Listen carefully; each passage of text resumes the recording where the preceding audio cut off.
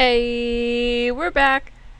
How y'all doing tonight? Okay, firstly, since I forgot last stream, which my brother told me not to forget, but then I promptly forgot because I paid attention, we have to do a wheel spin. He redeemed a wheel spin as well. Oh, thank you for the hydrate, Mr. Psychic. Tonight we are hydrating with tea. It counts. First, we gotta do a wheel spin. Alright. I've added Kyogre and You've Died of Cholera to our spinner here. So we go boop. My brother said no more Mothman, so no more Mothman. Oh my god, please. Yeah! Snorlax! Alright. Alright. Alright. Do this. Go boop. I added Snorlax because I know you would have loved Snorlax. So, preemptive Snorlax. Alright. Alright, while Ace Attorney is booting up here, I'm gonna find me a Snorlax picture. Good lord. Go over here. You sit over there, window. Snorlax. Let's see. Who's a good Snorlax? Hey, okay. Nope, it's this one. We found it.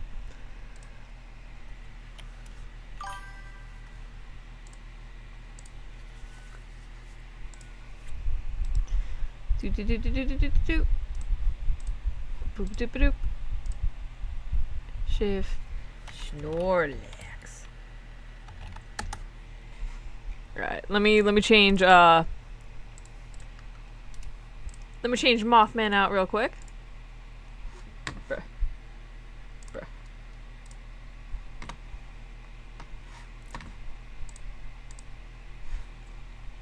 Bruh. Ah. Now I'm gonna have to adjust the size.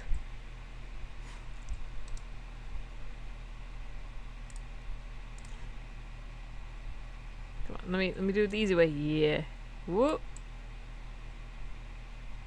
Alright, hold on. Do.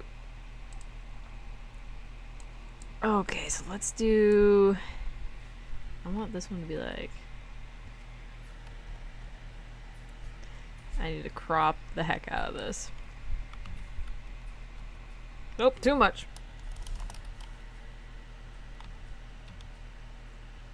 Probably gonna go like 80. And do like 80 on this side. I'm talking to myself, don't mind me.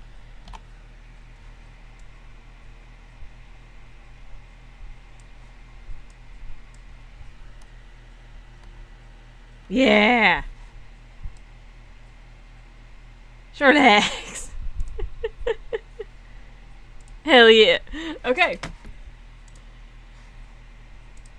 Yeah, let me move my YouTube chat over here so I can see them. Oh my god, let's go, Ace Attorney. It's such a good game. Oh, she a little loud though. There we go, she a little loud. Oh, let's go! New game! Phoenix Wright Ace Attorney, baby! Thank you for the lurk, Mr. Psychic. Objection! Whenever there's an objection, I want chat to just scream objection. Just put it in caps. Play the first turnabout. Yes. Yeah, this fan is loud as hell too. That can go off. Gasp. Gasp.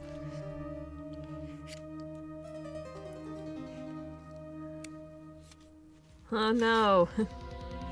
She's dead. Why me? Well, why'd you hit her, man?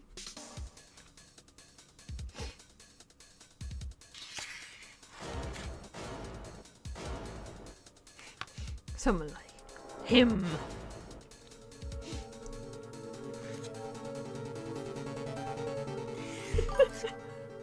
I love the so unquestioningly evil characters.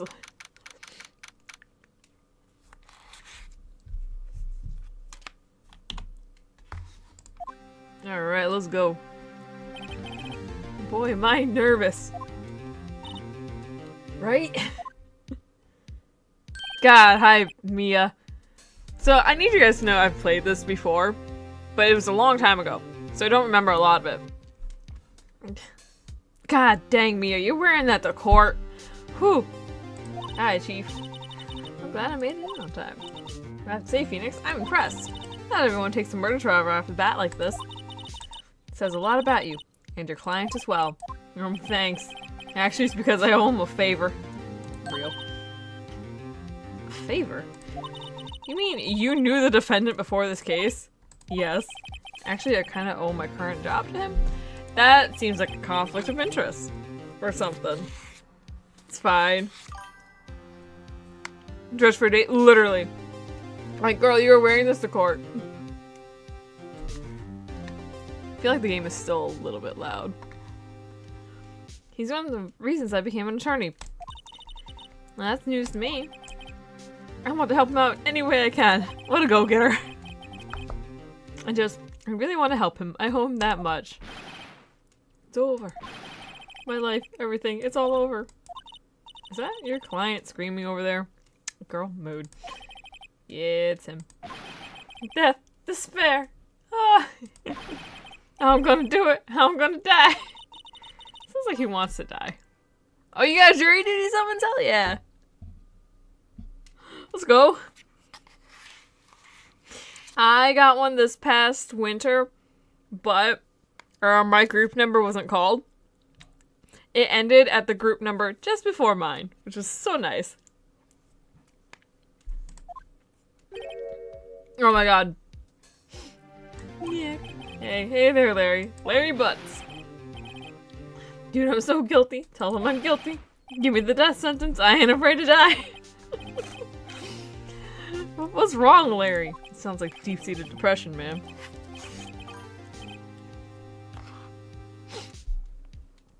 Look at his little sparkly eyes. Innocent lad. Sparkly eyes. Oh, it's all over. I'm finished. Finished.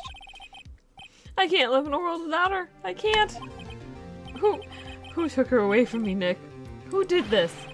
Oh, Nick, you gotta tell me. Who took my baby away? The person responsible for your girlfriend's death? The newspapers say it was you. I just want Nick's inside thoughts to become outside thoughts just once. My name is Phoenix Wright. Here's the story. Our first case is a fairly simple one. A young woman was killed in her apartment. The guy they arrested was the unlucky sap dating her. Larry Butts. My best friend since grade school. Our school had a saying, when something smells, it's usually the butts. In the 23 years I've known him, it's usually been true. He has a knack for getting himself into trouble. One thing I can say though, it's usually not his fault, he just has terrible luck. But I know better than anyone that he's a good guy at heart. That and I owe him one, which is why I took the case, to clear his name. And that's just what I'm gonna do. Determination. Courtroom number 2.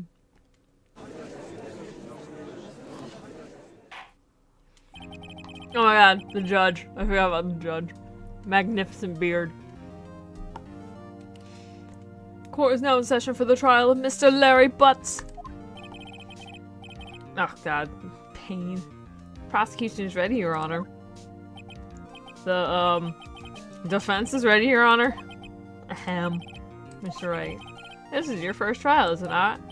Yeah. Yes, Your Honor. I'm a little nervous. Your conduct during the trial will decide the fate of your client. Murder is a serious charge. For your client's sake, I hope you can control your nerves. Thank you, Your Honor. Mr. Wright, given the circumstances, I think we should have a test to ascertain your readiness. Girl. I think it's coffee that gets thrown.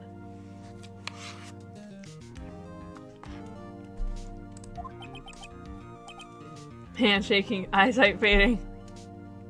He's vomit on his sweater already. Mom spaghetti.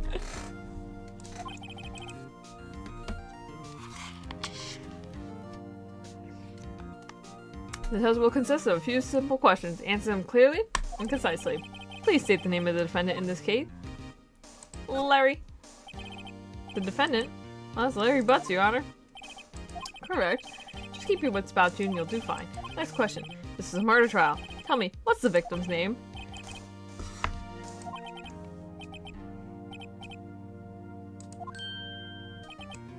No way, I forgot. Draw a total blank here. Phoenix. Are you absolutely sure you're up to this? You don't even know the victim's name?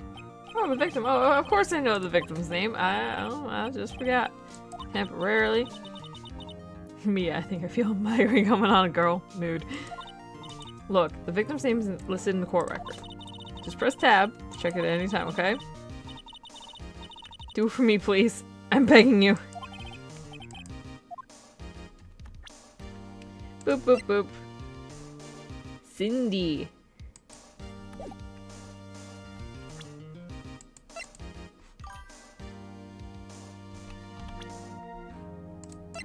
Cindy Stone. Cindy Stone, what a name. There we go. Phoenix is a little bit of a moron. The victim's name is Cindy Stone. Correct. Now tell me, what was the cause of death? Because she was hit with a blunt object. Struck once by a blunt object. That's called blunt force trauma. Correct, you've answered all my questions. I see no reason why we shouldn't proceed. You seem much more relaxed, Mr. Wright. Good for you. Thank you, Judge. Because I don't feel relaxed. Yeah. Ruben first. A question for the prosecution. Mr. Payne. Yes, Your Honor. As Mr. Wright just told us, the victim was struck with a blunt object. Would you explain to the court just what that object was? The murder weapon was the statue of the thinker. It was found lying on the floor next to the victim. I see. The court accepts it into evidence. The statue of the thinker. Something Larry would not have. Right. Be sure to pay attention to any evidence added during the trial. Also, I'm eating frozen yogurt right now, guys. Don't judge me.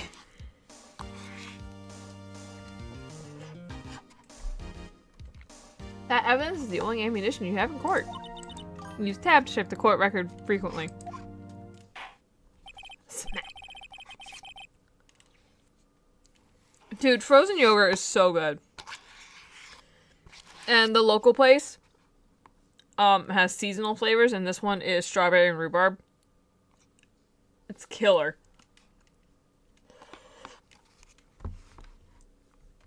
Mr. Payne, the prosecution may call its first witness. The prosecution calls the defendant, Mr. Butts, to the stand. Chief, what do I do now? Pay attention. You don't want to miss any information that might help your client's case. Literally half of Phoenix Wright is just going, Phoenix, shut up and listen. I'll get you a chance to respond to the prosecution later, so be ready. Let's just hope he doesn't say anything unfortunate. Uh-oh, now he gets excited easily. This could be bad.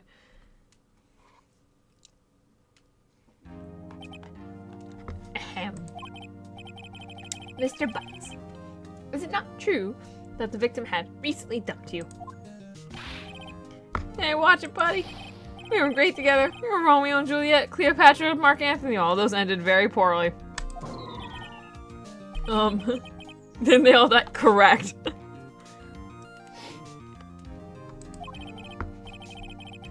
I wasn't dumped. She just wasn't taking my phone calls. Or seeing me. Ever. Okay. Butts here? Larry Butts here? Feels like a very Shaggy sort of character. Like Shaggy from Scooby-Doo. Tell me y'all see it.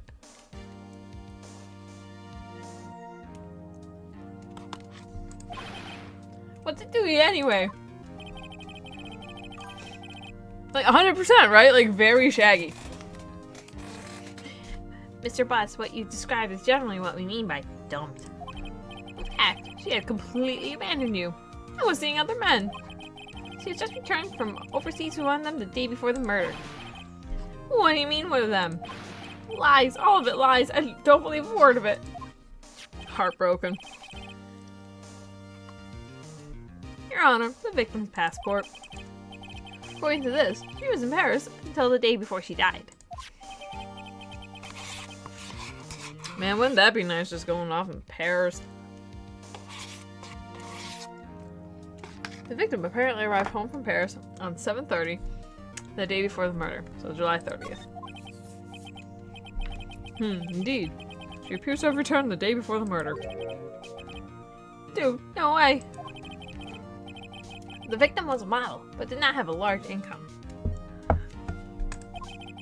It appears that she had sold sugar daddies. Daddies? Sugar? Yes, older men who gave her money and gifts.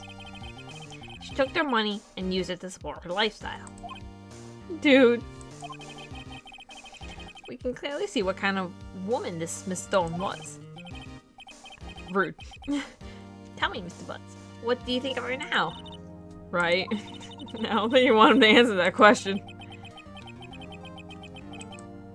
Yeah, Larry has a way of running his mouth. Should I?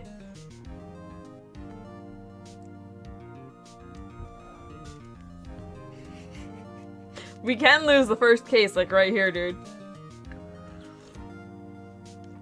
If I remember correctly. If you click the other one, I think... If you click the other one, I think you, like, lose the case right there. My client had no idea the victim was seeing other men. That question is irrelevant to this case. Oof. Dude, Nick, what do you mean irrelevant? That cheating sheet-dog. Oh, okay, yeah. I'm gonna die. I'm just gonna drop dead. She-dog was the polite term now. I'm gonna get to the bottom of this. Let's continue with the trial, shall we? I believe the accused's motive is clear to everyone. Yes, quite. Oh boy. This is so not looking good. Next question. You went to the victim's apartment on the day of the murder, did you not? Well, did you or did you not? Well, maybe I did, maybe I didn't. Uh-oh. He went. What do I do?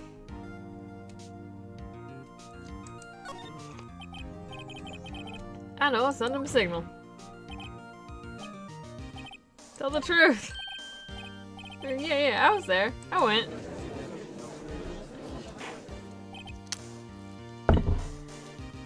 Order. Well, Mr. Butts, dude, chill. She wasn't home, man. So, like, I didn't see her. God, I forgot that was his objection. Your Honor, the defendant is lying. Lying. The prosecution would like to call a witness who can prove Mr. Butts is lying. Well, that simplifies the matter. Who's your witness? The man who found the victim's body. Just before making the gruesome discovery, he saw the defendant fleeing the scene of the crime.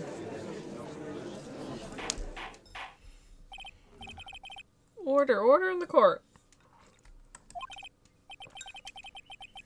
Mr. Payne, prosecution may call its witness. Yes, Your Honor. This is bad. On the day of the murder, my witness was selling newspapers at the victim's building. Please bring Mr. Frank Sawit. God. I forgot about the puns in this. The name puns in this game. I completely forgot. Oh my god. Please bring Mr. Frank Sawit to the stand.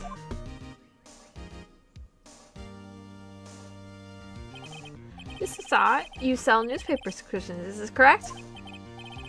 Oh yes, newspapers, yes. Mr. Sawit, you may proceed with your testimony. Please tell the court what you saw on the day of the murder. Ooh, witness testimony. Fancy, fancy. I was going door to door, selling subscriptions when I saw a man fleeing an apartment. I thought he must be in a hurry because he left the door half open behind him. Thinking it was strange, I looked inside the apartment. Then I saw her lying there, a woman, not moving, dead. I quailed in fright and found myself unable to go inside. Him's ugly crazy, yeah. I thought to call the police immediately. However, the phone in her apartment wasn't working. I went to a nearby park and found a public phone. I remember the time exactly. It was 1 p.m. The man who ran was, without a doubt, the defendant sitting right over there.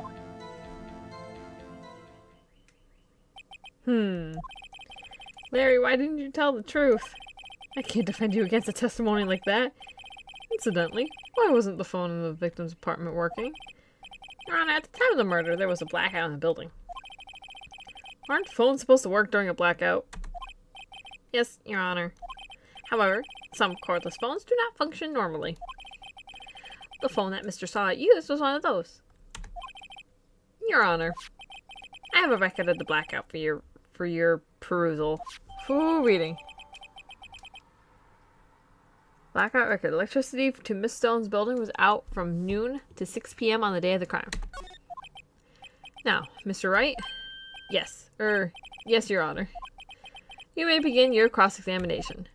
Cross-examination? Your Honor? Alright, Wright. This is it. The real deal. What exactly am I supposed to do? Why, you're supposed to lie in the testimony the witness just gave. Lies? What? He was lying? Your client is innocent, right? Then that witness must have lied in his testimony. Or is your client really guilty? How do I prove he's not? You hold the key. It's in the evidence. Compare the witness testimony to the evidence at hand. There's bound to be a contradiction in there. First, find the contradictions between the court record and the witness's testimony. Then, once you've found the contradicting evidence, reading. Present it and rub it in the witness's face. Okay. Open the court record with tab and point out the contradictions in the testimony. Oh, the cross-examination. Alright, this is the green text. Let me look at the, Oh wait, no. Go back.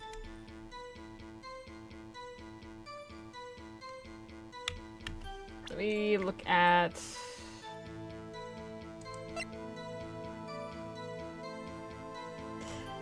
Yeah, the time of death was between 4 and 5 p.m.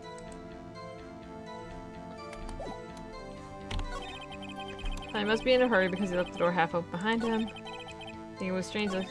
I saw her lying there, a woman not moving dead, quailed in fright. Thought to call the police, however the phone wasn't working in the apartment, blah blah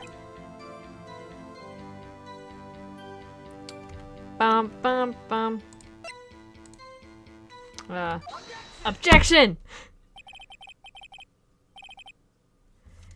Put objections in the chat. It was 1 p.m. for certain. Frankly, I find that hard to believe. Ah! I remember the soundtrack though.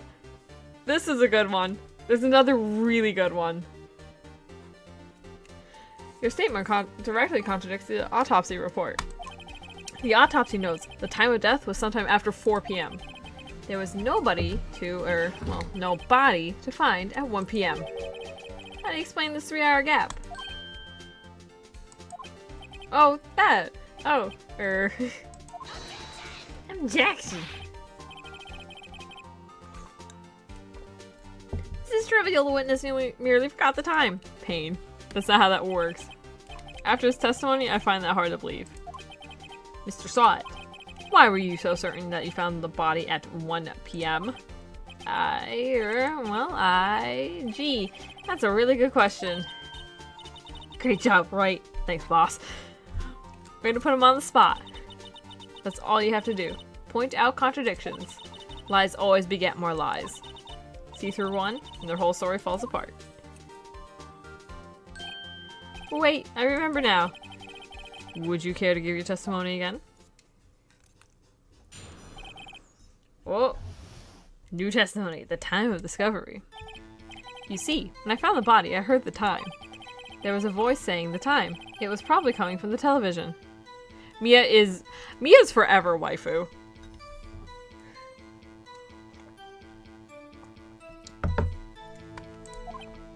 Oh, but it was 3 hours off, wasn't it? I guess the victim must have been watching a video of a taped program. That's why I thought it was 1 p.m. Terribly sorry about the misunderstanding. I see. You heard a voice saying the time on a taped program. Mr. Wright, you may cross-examine the witness. Oh, girl, I know what your contradiction is. Don't worry, Mia, I got you.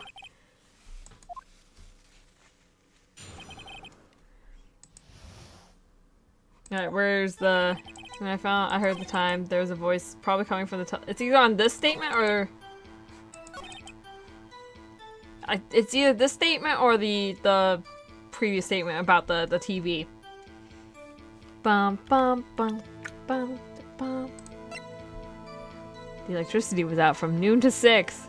I think it's on this statement. Hold it right there.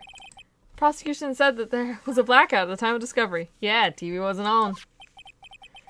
And this record proves it. You couldn't have heard a television. Or a video. Gah! Yeah, well, the defense has a point. Thanks, Judge. Do you have an explanation for this, Mr. Sawit? No, I find it quite puzzling myself. Quite. Ah, wait, I remember now. Mr. Sawit. Court would prefer to hear an accurate testimony from the very beginning.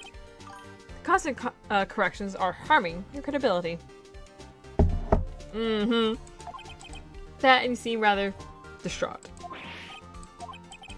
My apologies, Your Honor. It must have been the shock of finding the body. Very well, Mr. Sawit. Let's hear your testimony once more, please.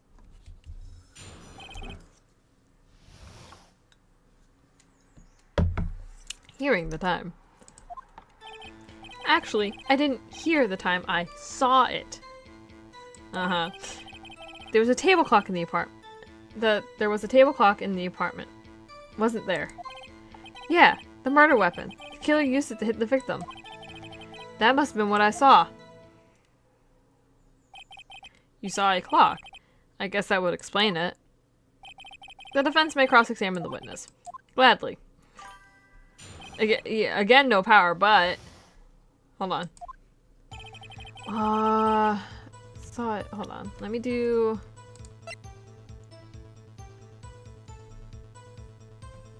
is it R? Okay. That's the autopsy report.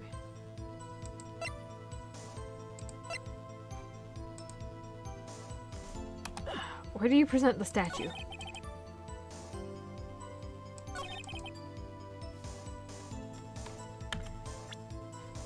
He wouldn't have... I think it's here? Yeah. Wait just a moment. The murder weapon wasn't a clock, it was this statue. Now how is this supposed to be a clock? Oh, it's this track.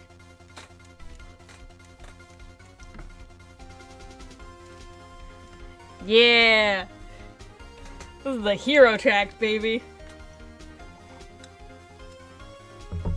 Now how is this supposed to be a clock?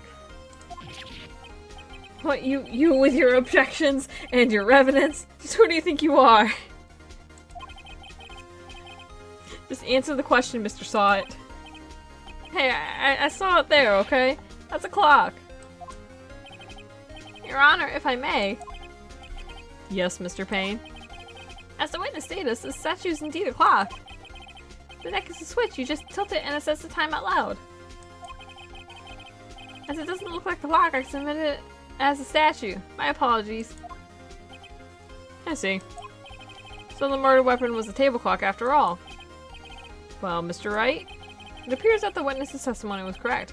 This is a clock. Do you have any problems with his testimony now?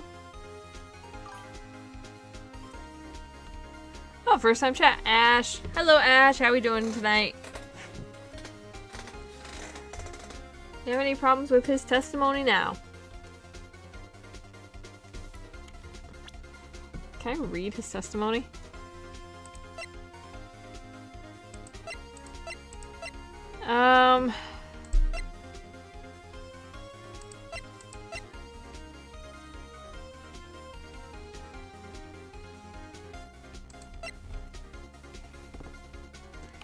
Let me look at this. Yeah, he's 52.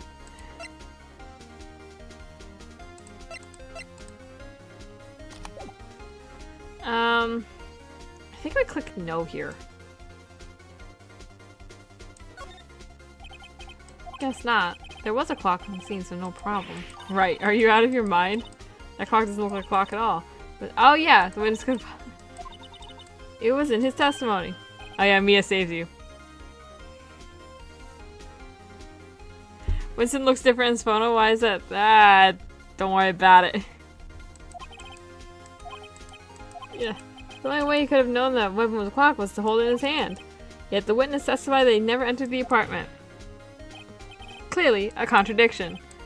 Indeed. The witness knew it was a clock because he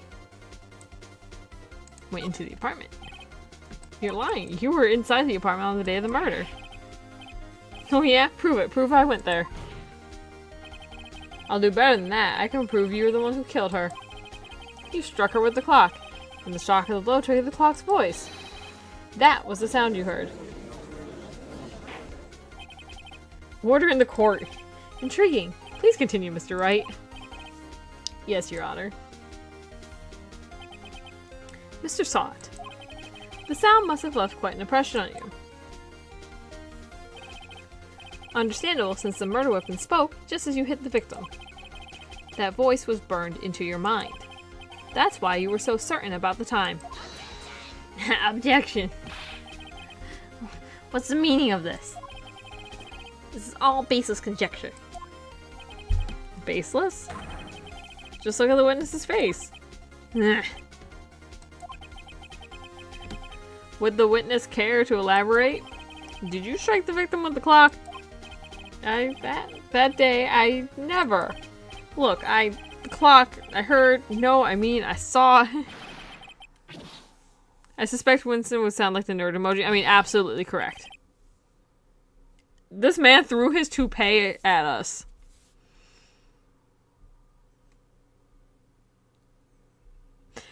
Just gonna let that sink in for a second.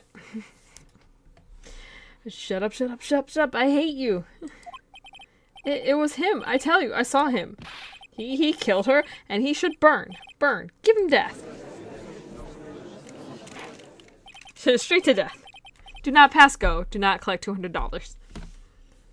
Order. Order in the court, I say. Your Honor, a moment, please. Yeah, that's a better nerd voice.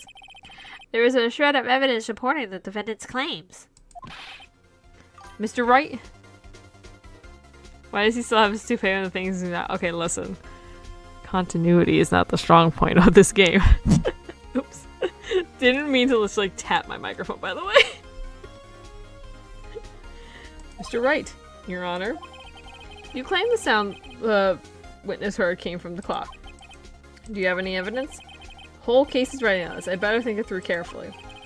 Your Honor, the sound Mr. Saw heard was definitely the clock. A fact which is clear if you simply try sounding the clock. Let's sound the clock. Here.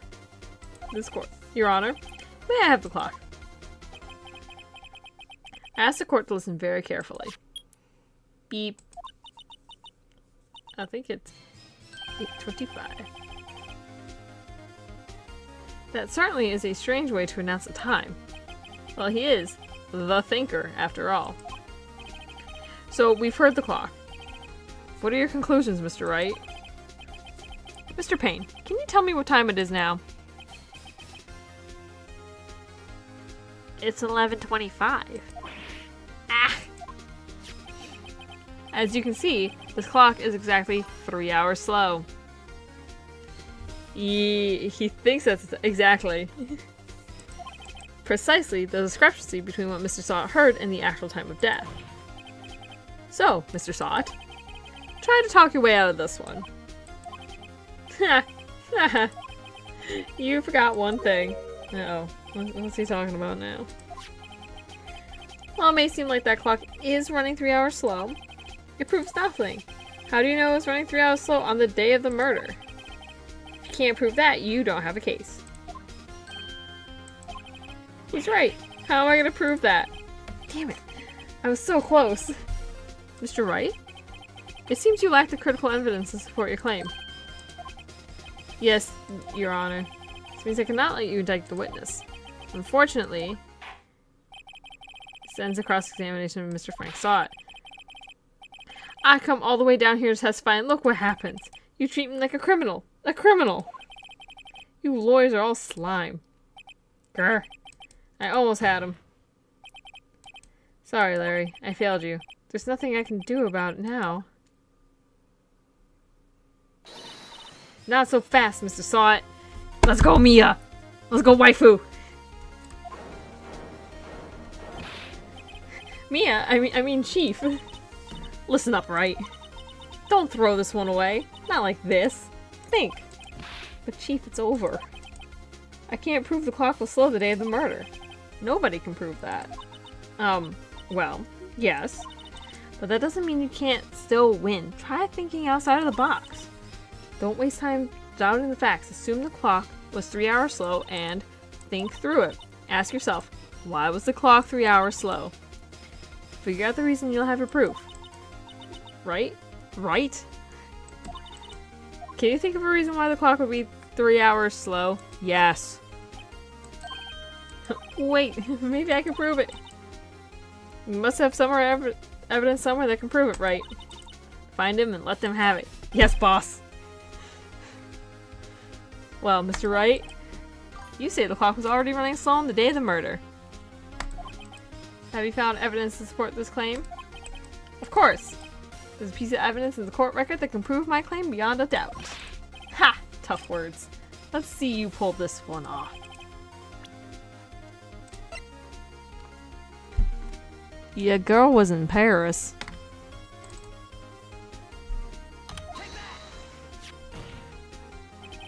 The victim had just returned home from abroad the day before the murder.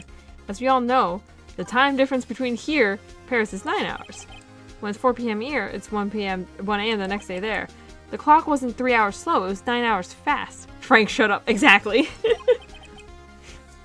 The victim hadn't reset her clock since returning home. That's why the time you heard when you struck her dead in her apartment was wrong. Proof enough for you, Mr. Sott? Or should I say, Mr. Did It? Yeah. Oh, the breakdowns. Well, order, I say. Is an on-off switch.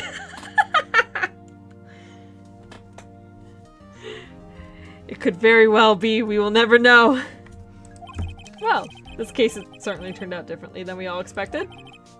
Mr. Payne, your witness? He was arrested and has been taken away, Your Honor. Very well. Mr. Wright? Yes, Your Honor. I have to say, I'm impressed. I don't think I've ever seen someone complete a defense so quickly. And find the true culprit at the same time. Thank you, Your Honor. At this point, this is only a formality, but this court finds the defendant, Mr. Larry Butts, not guilty. Someone pressed the on-off switch on his forehead. He broke.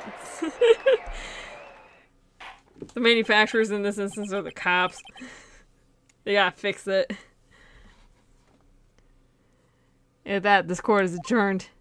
We win! Yay, first case. Good job, us. We're good at law. Turns out that Frank Sott was a common burglar. He posed as a newspaper salesman to check and see when people are out of the house. That day, when Larry went to her apartment, the victim wasn't home. Yeah, dumb witness incorporated, yeah. While he was searching for her place, the victim returned. Flustered, Mr. Sott grabbed the nearest blunt object he could find. Smack. August 3rd. 2:32 p.m. District Court. Defendant Lobby number 2. Whew. I still can't believe we won. Right. Hi, Mia. Right, good job in there. Thanks, boss. Thanks, Chief. I owe it all to you. Not at all, not at all. You fought your own battles in there. It's been a while since I've seen a trial end on such a satisfying note. I've never seen the Chief looking this happy. The case is going great. I mean, waifu is very happy. Also, hi Tisha. She's this glad. Imagine how Larry must feel. Oh, the butts. My life is over, man. Larry, you're supposed to be happy. What's wrong now? Aw, Nick. Don't worry about me, man. I'll be dead and gone soon. Good, wait, no, I mean bad. Bad.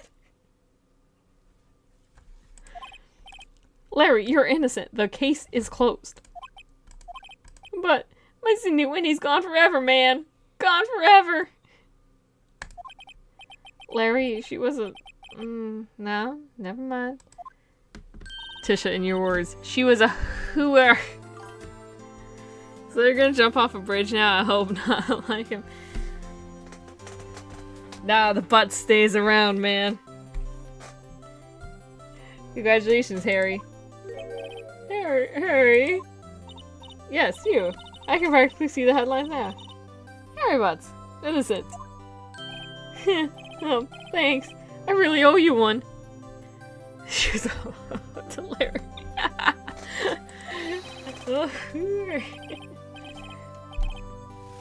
Oh, we get to see more of the butts. I won't forget this ever. Let's celebrate. Dinner, man. Movie, my treat. Oh, no, I couldn't. Hey, I was the one who got you off the hook. Oh, hey.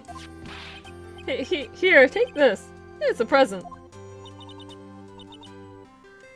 He's a little bit dumb. But we love him. A present for me?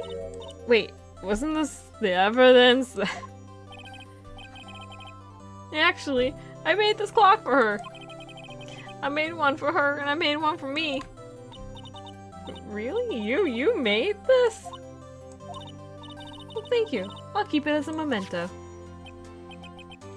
Yo, Nick. Can you believe it? I was so into that chick. And she was just playing me for a fool.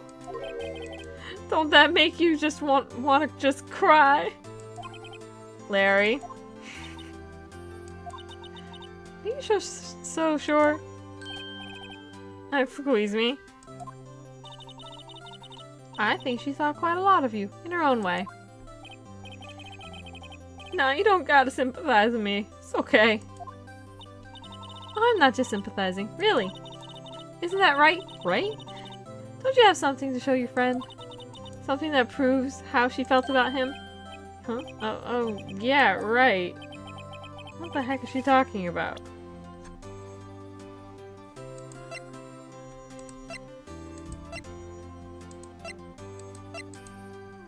Sure, her own statue? Check this out, Larry. Positive proof you weren't just some chump to her. Huh? What about that clock? This is the clock you made for her, Larry. And she took it with her when she traveled. Whatever. She probably just needed a clock, that's all. Think so? It's a pretty heavy clock to take traveling. Yeah, how did that clock get through security? Just asking. Well, make of it what you will. Hey, Nick. I'm glad I asked you to be my lawyer, man. Really, I am. Thanks. Hope that made him feel a little better. Right? I hope you see the importance of evidence now. Also, hopefully you realize things change depending on how you look at them. People, too. We never really know if our clients are guilty or innocent. All you can do is believe in them. And in order to believe in them, you have to believe in yourself. Believe in the me that believes in you. Right? Listen, learn, grow strong. Never let go of what you believe in. Never. Thanks, boss. Thank you for your outfit, boss. Well, I think our work here is done. Shall we be off? Yeah, I guess so. Say, how about dinner? On me. We'll drink a toast to innocent butts. Yeah! Oh, speaking of Harry. You were saying part of why you became a lawyer was because of him. Yeah, part at least. You have to tell me more about it sometime. Maybe over drinks? Never give up. Never surrender. And so my first trial came to a close. Larry slapped me on the back and said, "Gee, Nick, it's good to have friends." But I'm pretty sure he's not going to pay us. Unless you count the clock he gave me up. I didn't know it then. But that clock was soon going to be at the center of another incident. And my promise to tell the chief about me and Larry would be one promise I wouldn't be able to keep. Dun dun dun.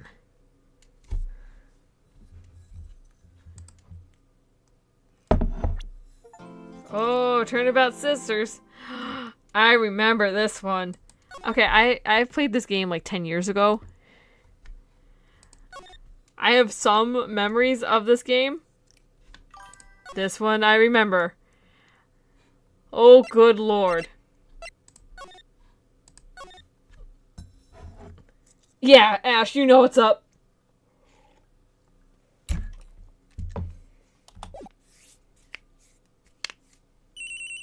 Ring. God, that good old cellular beep. Hello, this is Maya. Hey, Maya, it's me. Mia! What's up? You haven't called in a while. Sorry, I've been so busy. How have you been? Well, lonely. And it's all your fault. Nah, I'm just teasing. I've been great. I'm finally getting used to having my own place. That's good to hear. Actually, I'm calling because I have a favor to ask. I know. You want me to hold evidence for you? Sharp as always. There's a lot of buzz about the upcoming trial. I just don't feel safe keeping the evidence here. I gotcha. So what is it this time? It's a clock. Clock? Yeah, it's made to look like that statue, the thinker, and it tells you the time. I thought you might like it. You always like toys. Hey, I'm not a little girl anymore, sis. Now, you know I'm only teasing. Ah, I should probably tell you. The clock isn't talking right now. Huh? It's not working. That's lame. I had to take the clockwork out. Sorry.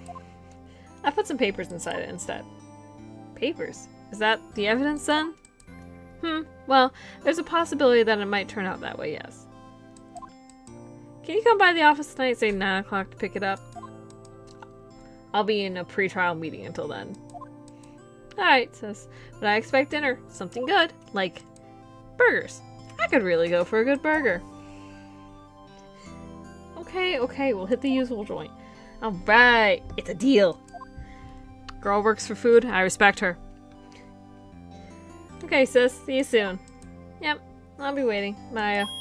Beep. Oh god, that's a beep. Conversation recorded.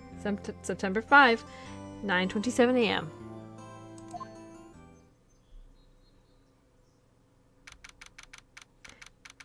September 5th, 8:57 p.m. Fan Co. Law Offices. Fan Co. It's Mia and me. Now, Miss Faye, I'll take what's mine. The papers. I'm sorry, but I can't give you what I don't have. Miss Faye, you are a poor liar. Why, I see it right over there. That must be the thinker that swallowed those papers. How could you know? Oh my god, I forgot he speaks of like this. Are you not cogniferous of my background? Gathering information is my business, you see. I should have been more careful. Oh, my dear Miss Faye, I'm so very sorry. But I'm afraid I must ask you for one more thing. Your eternal silence. Farewell, Miss Faye. Oh, girl.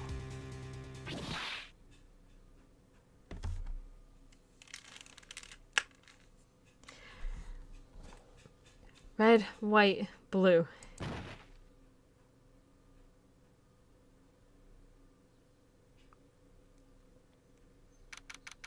September 5th, 9:08 p.m. Fan Cove Law Offices. This is what, a month after that last case? Uh-oh, I'm late.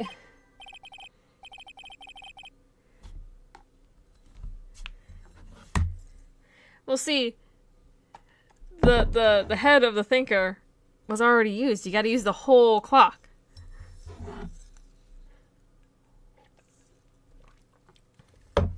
Otherwise, you're just, like, wasting it. Oh, that's strange. I guess the chief left without me.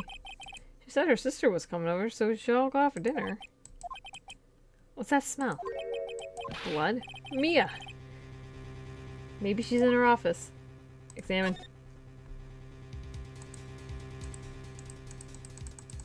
Nothing around here, man. Office. That smell. Blood. Sis. Someone's there.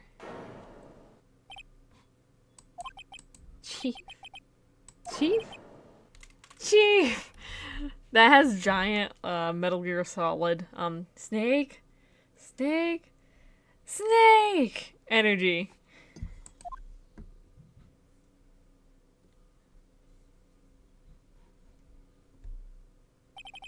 Who are you? The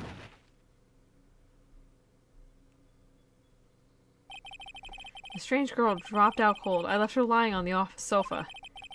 I went back to the chief where she lay under the window. No, not waifu.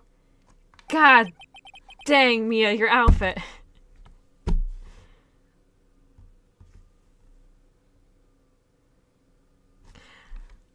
Her body was still warm. I could feel it when I held her shoulder. Then, all too quickly, it began to fade. Until finally, she was cold. Chief.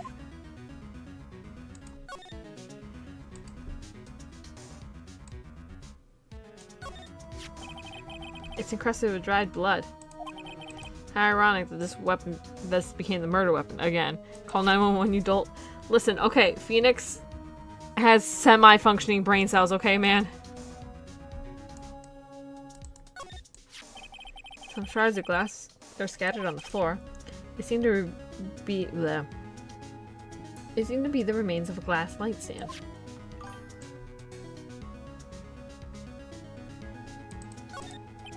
The chief's chair. A simple, functional design. Feels pretty good to sit into. Hi, Chief. Chief. It's hard seeing her like this, but if there are any clues here. She was struck on the head with a blunt object. She probably died instantly. The thinker lying next to her must have been the murder weapon. The thinker added to the court record. Again. There are some glass shards near the chief's body. Must be pieces of the glass light lying broken in the back of the room. Whoa. Reading comprehension. Nothing else that seems like a clue here. A piece of paper. It must have fallen from Mia's hand. What could it be?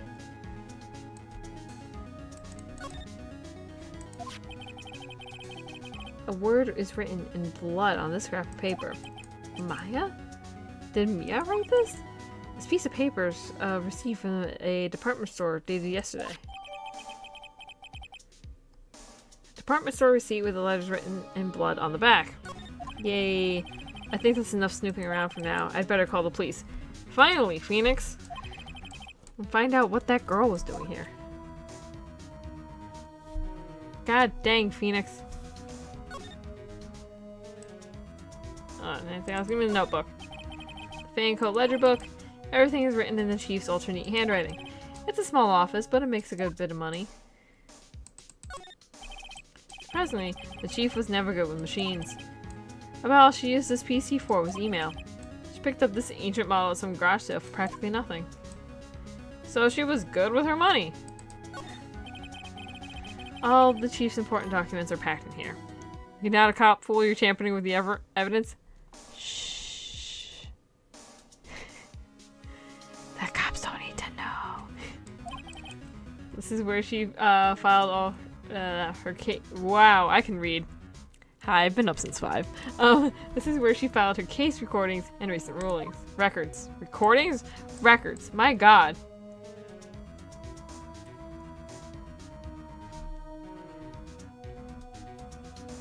Anything else? The desk? A perfectly normal office desk. The chief had a very particular policy about office decor. Spend big on the stuff clients use, but keep your own stuff simple. She ain't wrong, I'm just saying. Right, I better call the police. Yeah, no shit, Phoenix. That's funny. A few of the screws on the receiver are missing. Looks like someone was halfway through taking it apart.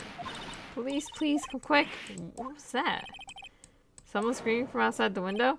Oh my god, and her. She's staring right at me. She's holding a phone in her hand.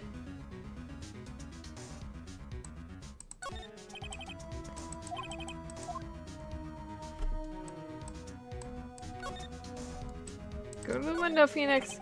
There's a large building right across from the office. The Gatewater Hotel.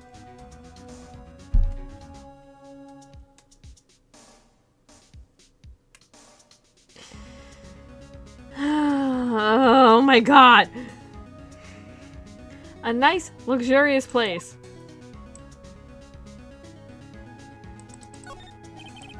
Painful look, but I have to for Mia's sake. She probably died instantly. Okay, we looked at you, we looked at the thinker, we looked at that. What else?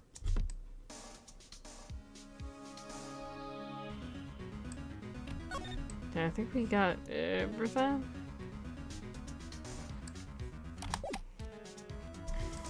Move. Ding.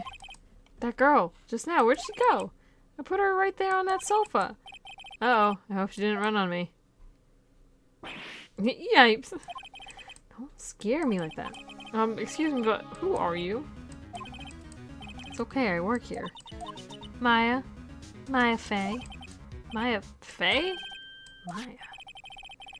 So Mia was writing this girl's name. Maybe I should show her the receipt? I never thought there'd be a use for evidence like this outside of the courtroom. What happened? She seems to be in shock. I don't want to disturb her, but I have to know. Excuse me. Can you tell me what happened? Mia, Maya. Yeah. I came in. The room was dark. And sis. So she was already dead. You and the chief. So you're the chief's sister. I'm her younger sister. And you were here visiting? This late at night? Dude, okay, firstly, Nick, you knew this. Because you said that Mia told you that her sister was coming over and that y'all should go out to eat. You knew this, Nick. Yes, she said she wanted me to keep some evidence for her. Evidence? Yeah, it was that clock. It was the thinker. Court record. Hey, yo, tell me about this. Okay, now show her stuff. Oh, I have to go back. Boop. Present. It's present. How do you even get through school? Okay, magic. Before Mia died, she wrote a message in her own blood. She wrote it on the back of this receipt. That's my name. Why? Why would she write my name? Please, just calm down. Why would sis write my name? Uh-oh, now I've done it. Wee woo, wee woo. Where's that gif of Patrick making wee woo noises? Wee woo. Wee woo.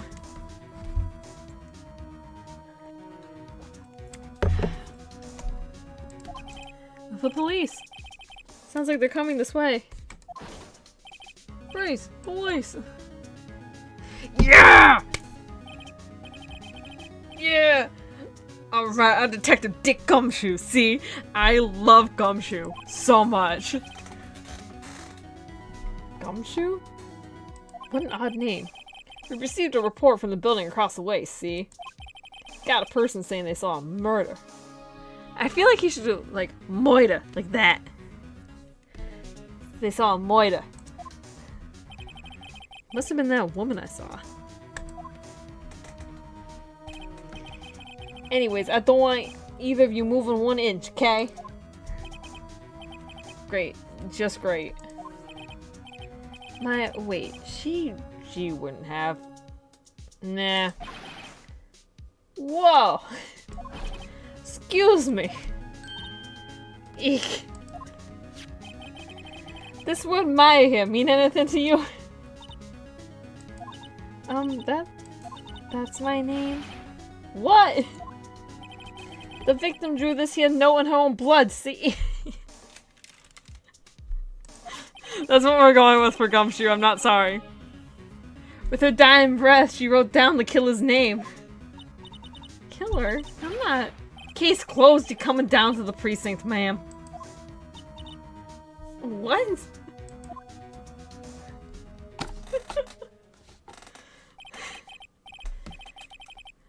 Mia's younger sister, Maya, was arrested on the spot. I was taken in for questioning and didn't get out until the next morning. My eyes were heavy, but I couldn't sleep. I sat around. Mood. My eyes were heavy, but I couldn't sleep. Huh. I sat around, waiting for visiting hours to begin at the detention center. I had to talk to Maya as soon as possible. September 6th, 9:07 a.m. Detention center, visitor's room. Wow, they have poor Maya locked up like a criminal. Hey, girl. Oh, it's you, the lawyer. Good morning. Good morning. She looks so tired. Are you going to be my attorney? Well, that's what I wanted to talk to you about. It's up to you, girl. I'd better give it to her straight. That outfit is criminal. It's up to you. Up to me? Yes. I don't think this is something I should decide. After all, you're the one in trouble here. You're never gonna believe me, are they? Even you, when you found me in the office. You looked at me like I had done it. I've never known how we got Mia because I only saw Megs and Caitlin play and they had gotten to her. Oh! Well, Mia or Maya. It's for everyone's out. Mia, dead. Maya, sister. For people jumping in, what's up? We're on case 2 of game 1. Did I look at her like that? No, I never thought. It's okay, I understand. And I've also heard about you. Heard? I heard what about me? I was talking to my sister on the phone the other day. Today was my junior partner's first time in court. Wow, really? How'd that go? It was quite the scene. Honestly, I was on edge the whole time. It's been a while. So he crashed and burned? He's a genius. Guys, we're a genius! She said he sucked. One of those Shakespeare into the hearts of evil types. The only thing he's lacking is experience. Is that what we're calling it nowadays? Huh, sounds like it was fun. Well, I know who to go to if I ever get in trouble now. I don't know, Maya. I think you might want to wait. Give him 3 more years. That is, unless you want to be found guilty. That's so rude. She did say we suck. Oh. That's what she said. I'm sorry. I didn't mean to insult you. No, it's okay. It's true. Yeah, it's true. It's true, I guess. But at the same time, I can't just sit by and watch. Potentially a little bit of a cougar. Potentially. When I think of the person who did this to Mia, I know.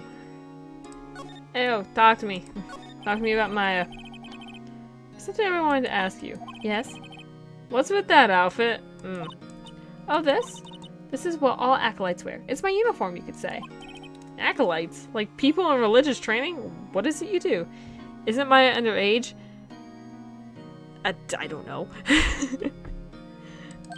Wait, hold on. Court record profiles. How old? Yeah, how old are you? Okay, she's 17. She is underage.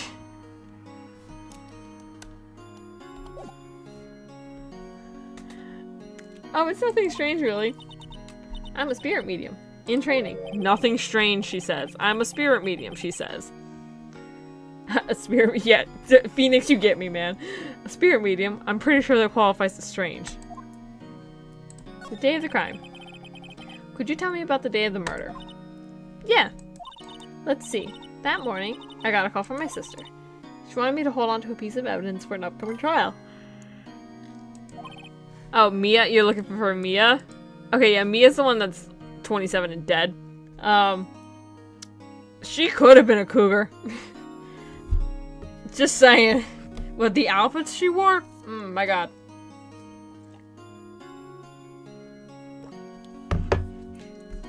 Evidence? Yes, that clock shaped like the Thinker. The one Larry made. How could that have been evidence in the case? Right, she said something about that.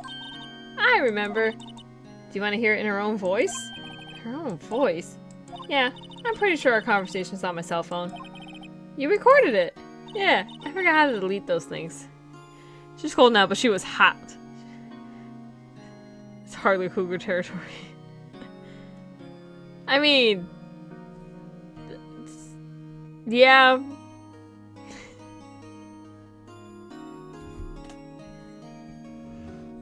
like, okay, if Mia was like 47, definite cougar, right? Especially with the outfit she wore. Like, there was potential there. The potential got cut off at age 27 because she got thumped on the head. But she's got the spirit. Exactly. She was just a cougar in training. That's what was happening.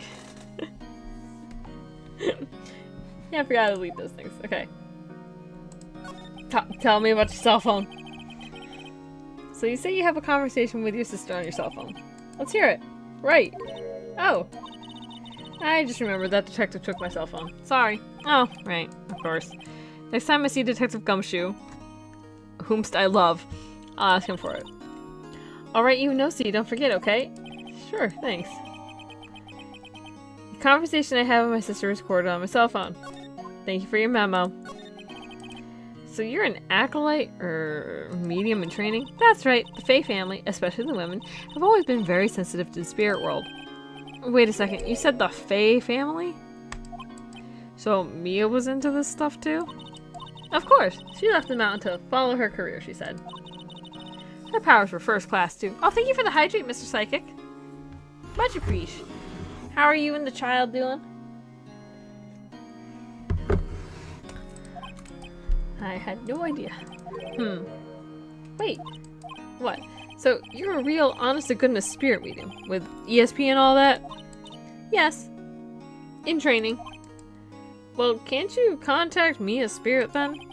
We can just ask who killed her. I'm sorry. I'm still in training. I couldn't do something on that level. I thought that would be too easy. Something the matter? I was wondering, could I ask you a favor? This is the address of a famous lawyer. My sister gave me this a long time ago. She said if I was ever in trouble, I should call him. And, well, I'm in trouble. Do you think you could go ask him to represent me? Oh, thank you, King. The child shall have hugs. Sure, why not? I'll go ask. Thank you so much. I have no one else to turn to. Say, what about your parents? Oh, they wicked dead. I see. Don't worry, leave it to me. Thank you, the trial's tomorrow at 10. What? Tomorrow? Tomorrow. What if this guy refuses? They told me if I don't find one, the state will pick an attorney to defend me. When will that happen? They're giving me until 4 this afternoon. If visiting hours are almost up, I'd better hurry. Mia joined Mama. Oof. Alright, I'll be back. Wait, tell me about the day of the crime. Tell me about the day of murder. Sorry, I know it must be hard. No, it's okay. All I've been doing the last few hours is talking about it. I've kinda gotten used to it. Let's see. That morning I got a call from my sister. She wanted me to hold on to a piece of evidence for an upcoming trial. That's the thinker clock that Larry made. Practically qualifies as a serial murderer by now. Correct. So then, when did you arrive at the office? It was right around 9. The lights were off and I could smell blood. Then I found her. My sister. Sad. Thanks, Maya. That's all I need to hear for now. Alright.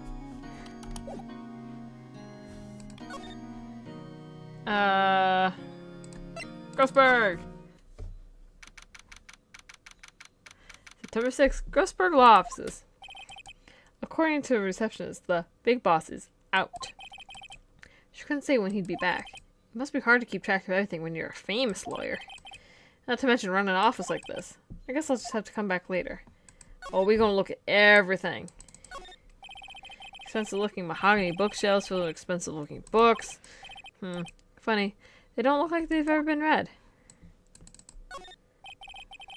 That painting has been bugging me ever since I stepped in here. The oil paint is so thick, it's practically giving me a stuffed nose. I'm sure the price is nothing to sneeze at either, for that matter. A solid mahogany desk. The wood's been polished to a deep luster. Plant! An expensive potted plant.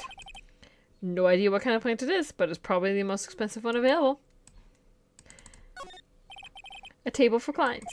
An elegant ebony case, and if I'm not mistaken, that light is made of solid gold. Even I can tell someone here's got money to burn. Okay, anything else to examine here?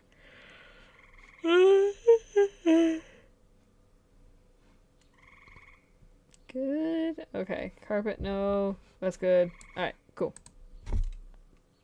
So let's do boop. Let's go to my law offices. Because they're mine now. Fanco law offices. It ain't Fanco anymore. The Fae is gone. The office is filled with police officers. They're all busily searching for clues. Burn, baby, burn. Money inferno. God, could you imagine if there was a money inferno? Hey, you there. Yeah, it's Gumshoe. This is a crime scene, pal. No trespassing. Sorry. Don't I know you from somewhere? Wait, you're that Butts guy, aren't you? No, Phoenix Wright. How could anyone mistake me for Larry? I guess I got the wrong name, Mr. Wright. Sorry about that. That Butts guy, he was a killer. And you're no killer. Right? He was proven innocent. Right, and you were... Gumshoe, wasn't it? Dick Gumshoe? Right.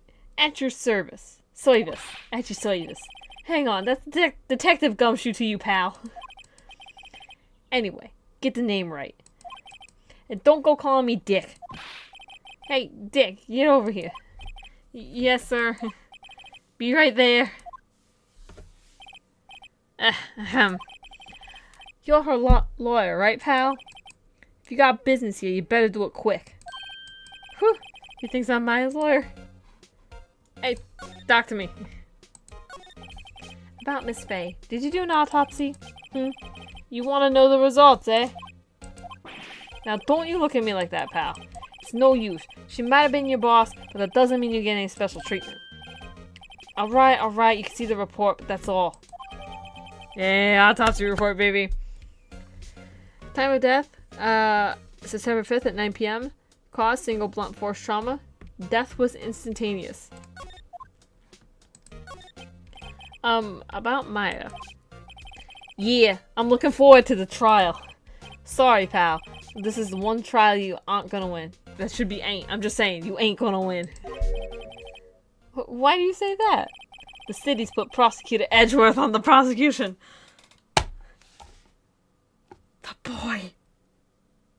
The boy.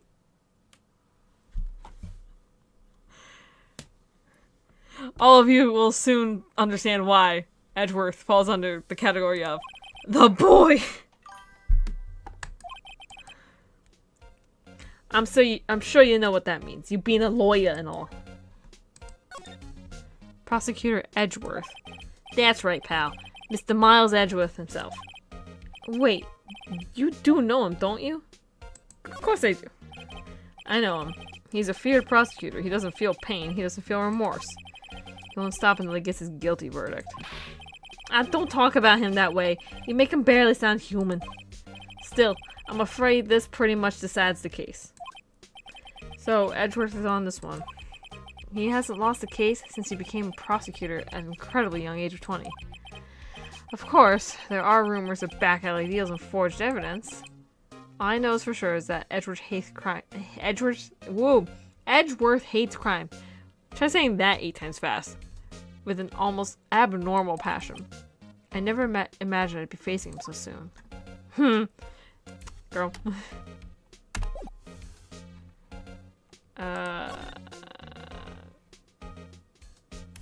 Can I...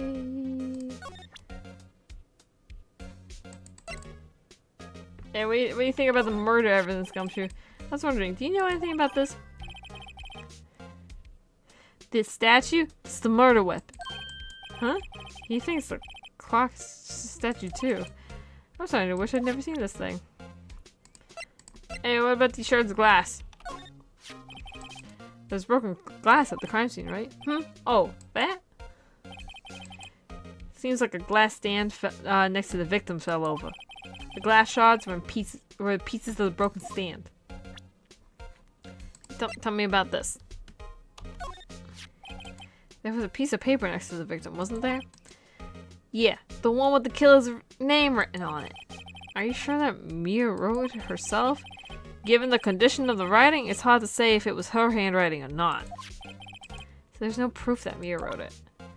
Which is important.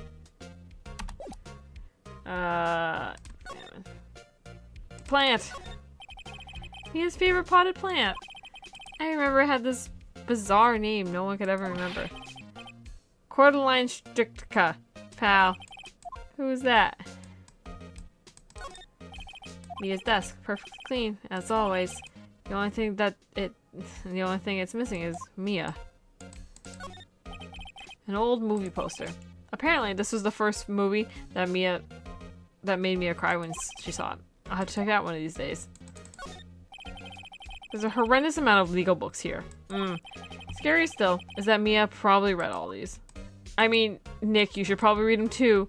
You are also a lawyer. The sky is blue and so am I. There's that hotel right across the way. Okay. Nope, not that one.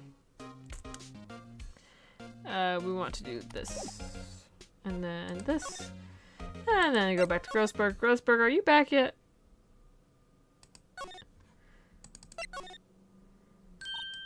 Hey, what is it? Did you meet the lawyer?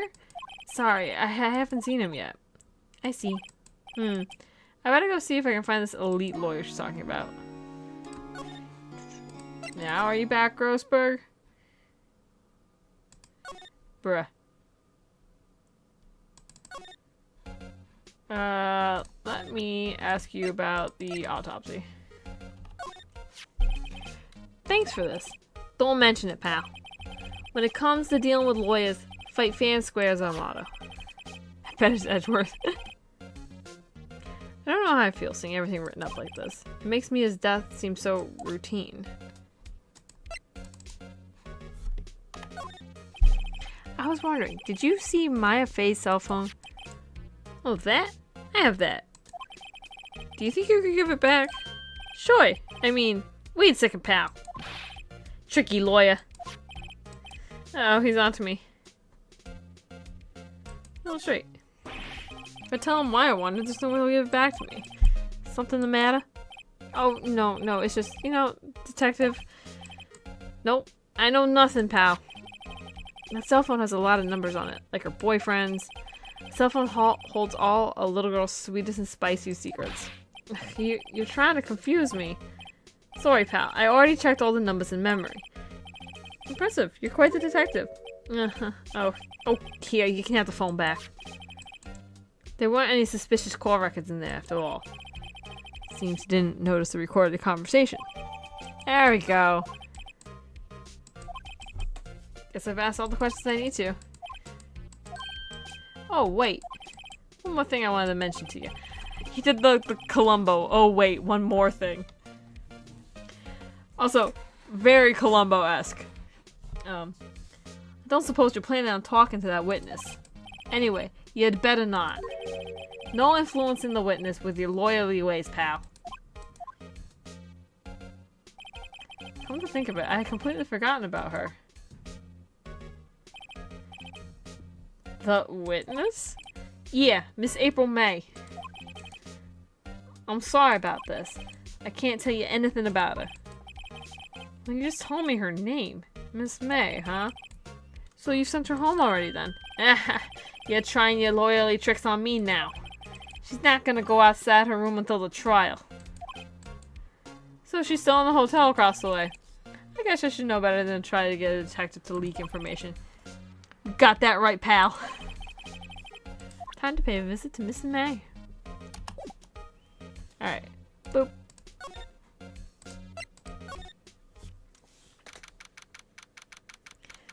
September 6th. Gatewater Hotel Room, room 303. Oh my god.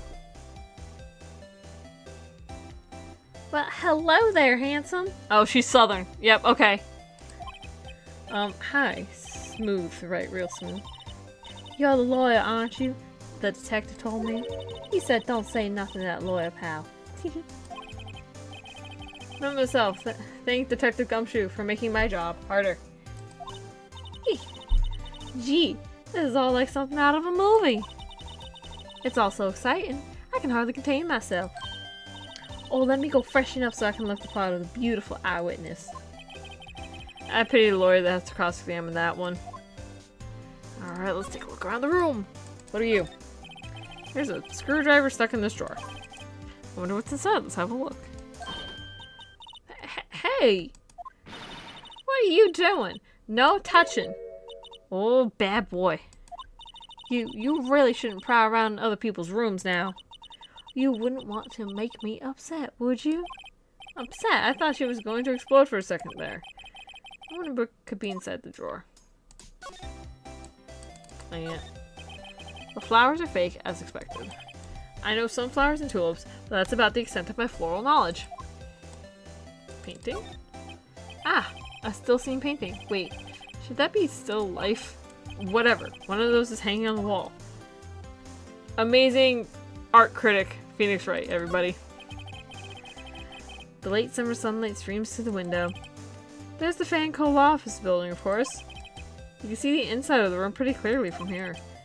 I think it would be a little difficult to recognize the face from this distance, though. A bottle and 2 glasses are on the table. Somebody must be staying with her. Okay, we did this. A simple bed. It's been recently made, nothing eye-catching there.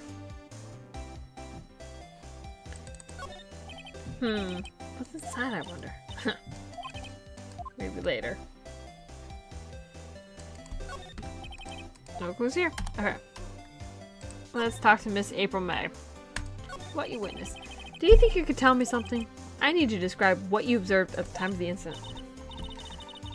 Oh, observe? Incident? You sound just like a lawyer from the movies. I like a man with a big vocabulary. Better not encourage her. Or, you know that thing that happened the other day, the bad thing? What did you see when it happened? I don't suppose you could tell me about it, pretty please? Let me see. Well, dream on. If you want to know, you'll just have to come to court tomorrow, Mr. Lawyer.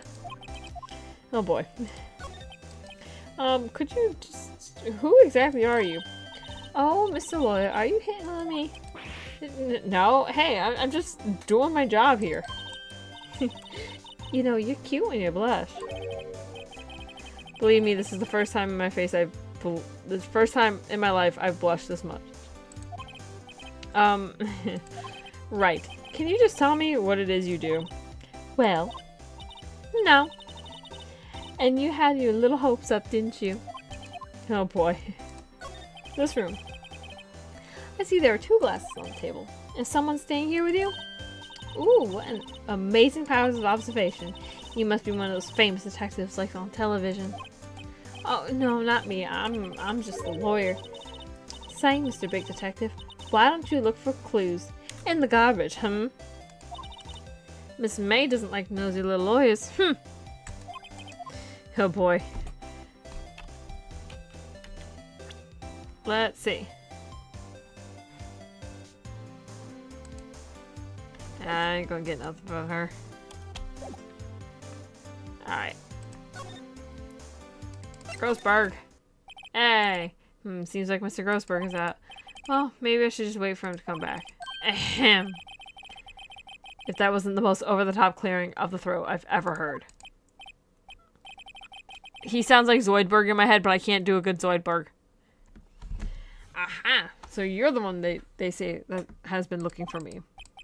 Yes, that's me. He looks even grander than I imagined. That badge on your collar. Ah, so you're a lawyer, are you now?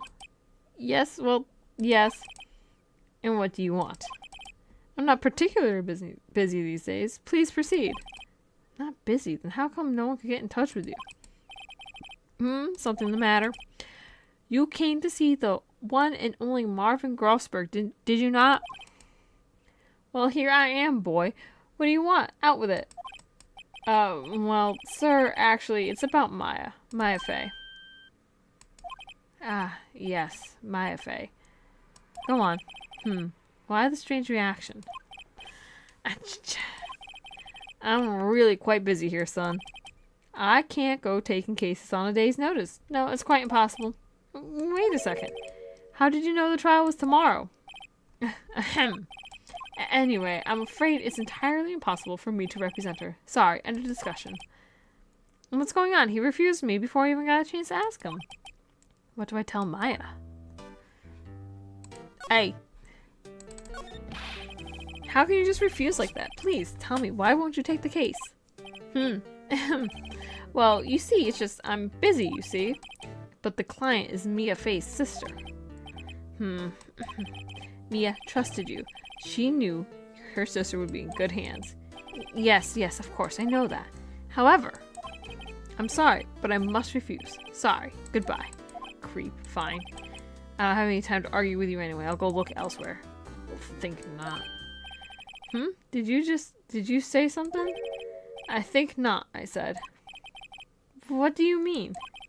I'm terribly, terribly sorry, but I'm afraid that no lawyer worth their salt will take on this particular case. Terribly sorry, my boy. Why? I cannot say. I beg your pardon, but could you leave? Now, I have nothing more to discuss with you. What's going on here? How did you know Mia Fey? She worked here a long time ago. Quite the apprentice, that one. Learned my techniques in the blink of an eye. She left one day, quite suddenly. She had a mission, you see. A mission. You can see it in her eyes. She followed it with a burning passion. Never looked back, that one. Oh my god. Give me one quick second to check in with Mr. Psychic.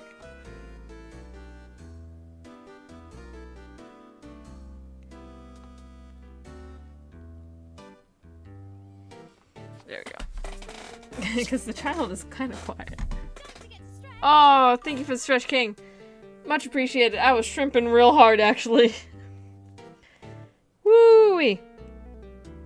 Gotta stretch out the shrimp. There we go. Alright, that painting. That's quite a painting. That's one word for it, Phoenix. Ha! You noticed. It's my pride and joy. Impressive, isn't it? Well, isn't it? The color of the sky, the hue of the sea, the weave of the straw hat. It's worth at least 3 million. I have no intention of parting with it, of course. No, I won't sell it. Not even to you. I wasn't interested. It's not for sale. I'm not buying. This, and then we're gonna do this, and...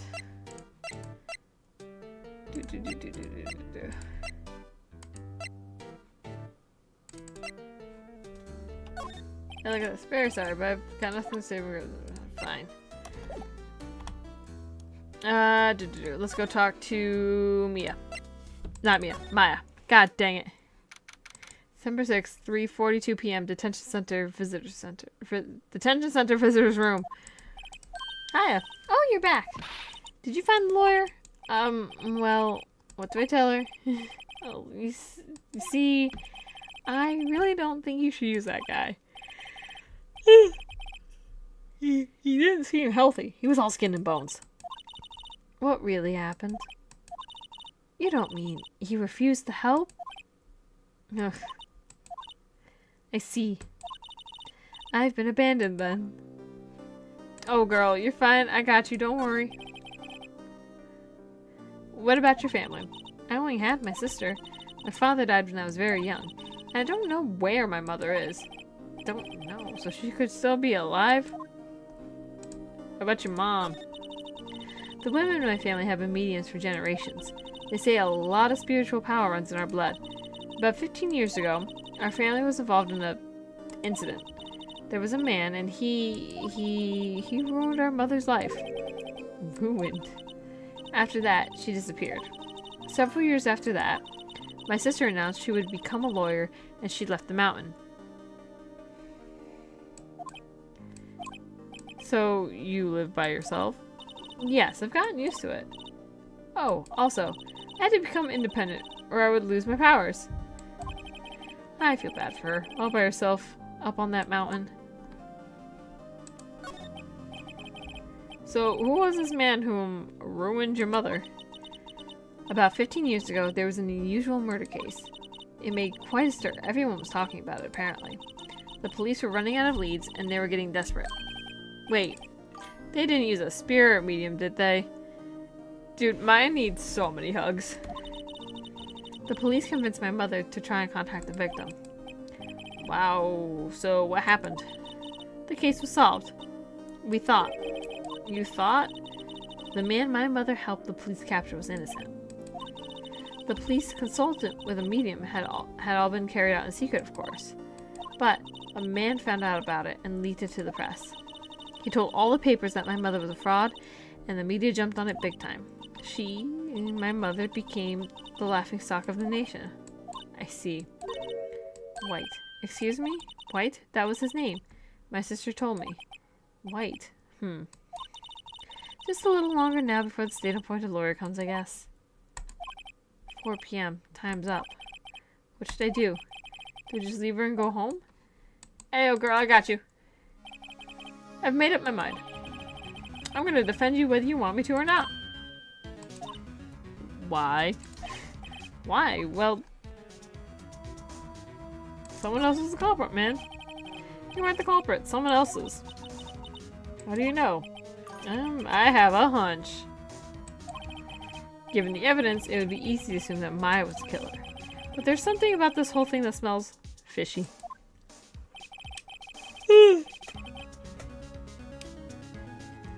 That witness's strange behavior. Is that all an act? And the way that lawyer refused to help out Maya. But more than that, more than all that, she has no one left to help her. Nothing is more sad or more lonely than that. I know, I've been there. A long, long time ago. Why did I become a lawyer in the first place? Because someone has to look out for the people who have no one on their side. You want to get with Nick? Maya, I won't abandon you. You can count on me. That's so kind of you. Yay! We're gonna save Mia's little sister. Well, let's fight this one and get you out of here. Right, thank you. Whew, she smiled at last. She looks like an entirely different person. One last question. You are innocent, right? Yes. And I trust you. So you trust me too, okay? It's a deal. Well, what's next? There's something that's been bugging me. Just what was inside that strange women's drawer? It was when I tried to look into the drawer that she got all defensive. There has to be something in there.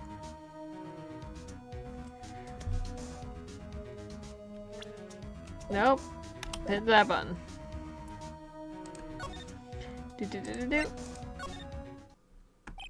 Oh, the bellboy. Good afternoon, sir. Excuse me, you are?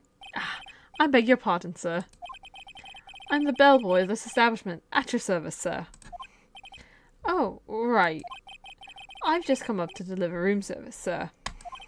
Do you know where Miss May might be?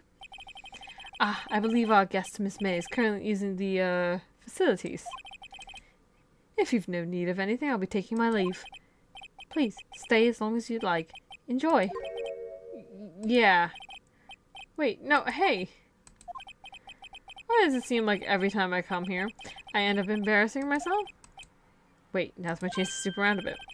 Ah, I almost forgot. You came back quick. Might I ask you to inform Miss May that there's a message for her? Please tell her that Mr. White of Blue Corp phoned. Oh, right, sure. Mr. White of Blue Corp. Where have I heard that name? White. That was his name. My sister told me. White was the name of the guy who ruined Mia and Maya's mother. Could it be a coincidence? Phoenix, you know better. There's a screwdriver sticking out of that half-open drawer. Now's my chance to see what's inside. What do we have here? A wiretap?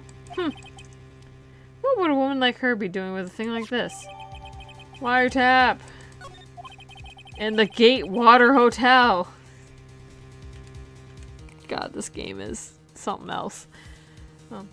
There is definitely something suspicious about this Miss May. Why would she have something like this in her hotel room? There's a story behind all this, I know it. Alright, I'll be using this bit of evidence in tomorrow's trial, that's for sure. For Maya's sake. I'll get to this woman's bottom. Wait, I mean, you know what I mean. It could be a coincidence, but it isn't. It never is. Oh, bellboy, still there? Uh-oh, scram. Time to scram. I look forward to tangoing with you tomorrow, Miss May. In court. Or to be continued. Let's go. Yes, save the progress. We'll put in save slot 2. I think we can do the first trial. I think we got time for that. September 7th. 10 a.m. District Court. Courtroom number 1. Oh, the boy! Court is now in session for the trial, Miss Maya Fey. The prosecution is ready, Your Honor. Look at him. Look at him. So, people who know me know I have categories of characters. One of them is called the silver-haired bastard man. Close enough to silver. He therefore falls into the category. Henceforth, I love him, on principle, of being a silver-haired bastard man.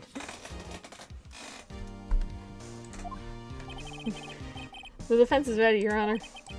Miles Edgeworth. I'd better not show any signs of weakness today or he'll be on me in an instant. Mr. Edgeworth, please give the court your opening statement. Thank you, Your Honor. The defendant, Miss Maya May, is at the scene of the crime. The prosecution has evidence she committed this murder, and we have a witness who saw her do it. I do love me a good bastard man. And he fits the bill. The prosecution sees no reason to doubt the facts of this case, Your Honor. I see. Thank you, Mr. Edgeworth. Let's begin then. If we may call our first witness, Your Honor. The prosecution calls the chief officer at the scene, Detective Gumshoe. Witness, please state your name and profession to the court. Sir. My name's Dick Gumshoe, sir. I'm the detective in charge of homicides down at the precinct, sir. Detective Gumshoe, please describe for us the details of this murder. Very well, sir. Let me use this floor map off the office to explain. The body was found by this window here. And the cause of death, loss of blood due to bleeding due to being struck by a blunt object, sir.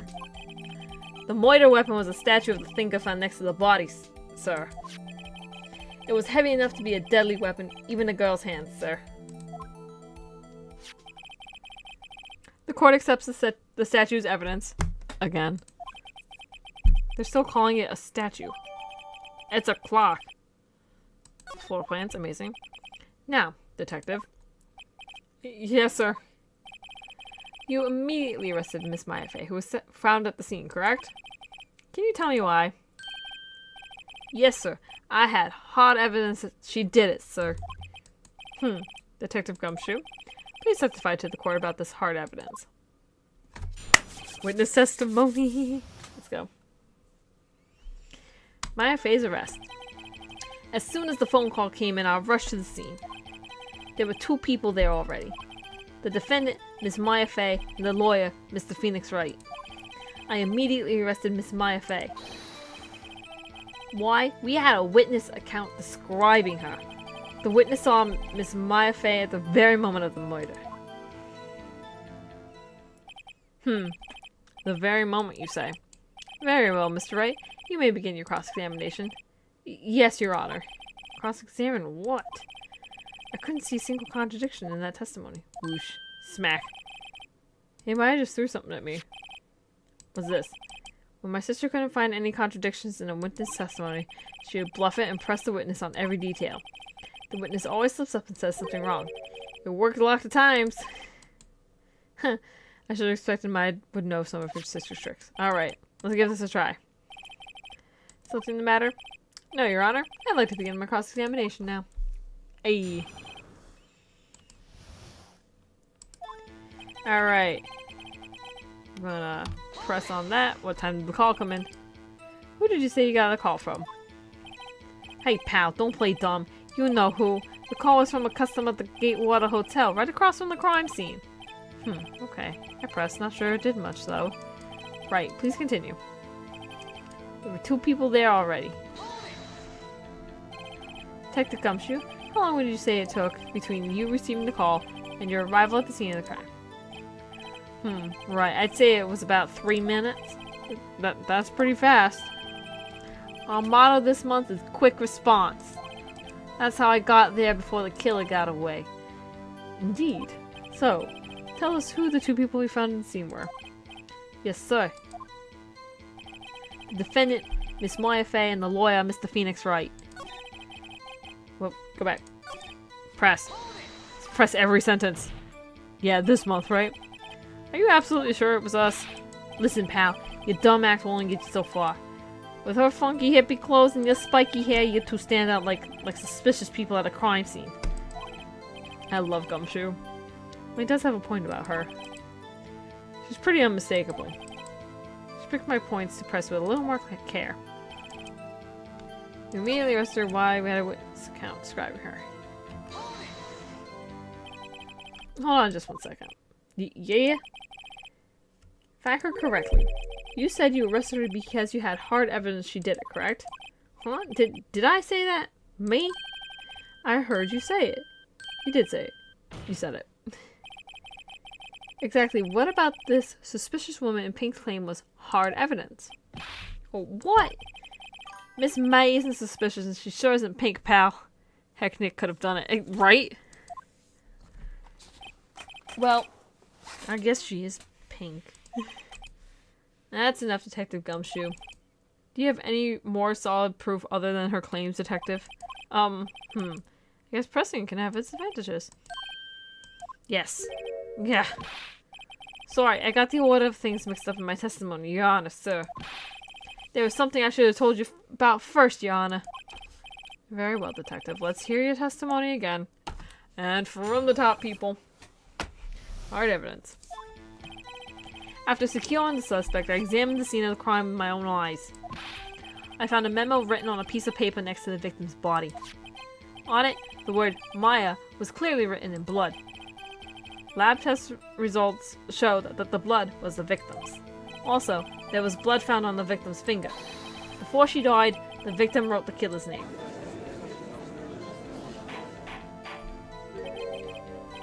How would you like that? That's my hard evidence. Before we begin cross-examination, I have a question for you, Detective. Your Honor, why didn't you testify about this vital piece of evidence the first time? I know. I'm real embarrassed I forgot about it, Your Honor, so try to be more careful. Very well. The defense may begin its cross-examination.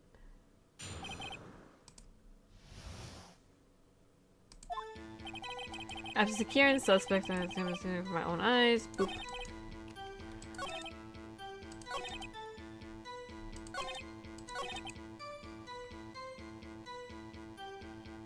So, we present. Where's the autopsy report? Yeah, the death was instantaneous. Detective Gumshoe, there's one thing I want you to clarify for me here. You say the victim, Mia Fey, wrote this note, as she was accusing the defendant, Maya Fey, right? That's really what you're saying? What? This isn't one of those lawyer tricks now, is it? Of course she wrote it. Who else could have? You have it backwards, detective. Backwards? Ah, what a good try. The victim is the only person who absolutely could not have written it. This is a report from your department, detective. Immediate death due to a blow from a blunt object. She died immediately. But... No butting your way out of this one, detective. Order, order. The defense has a point. Someone who died immediately wouldn't have had time to write anything down. Hi, Edgeworth. Mr. Wright, I beg your pardon, but when exactly did you obtain that autopsy report? When?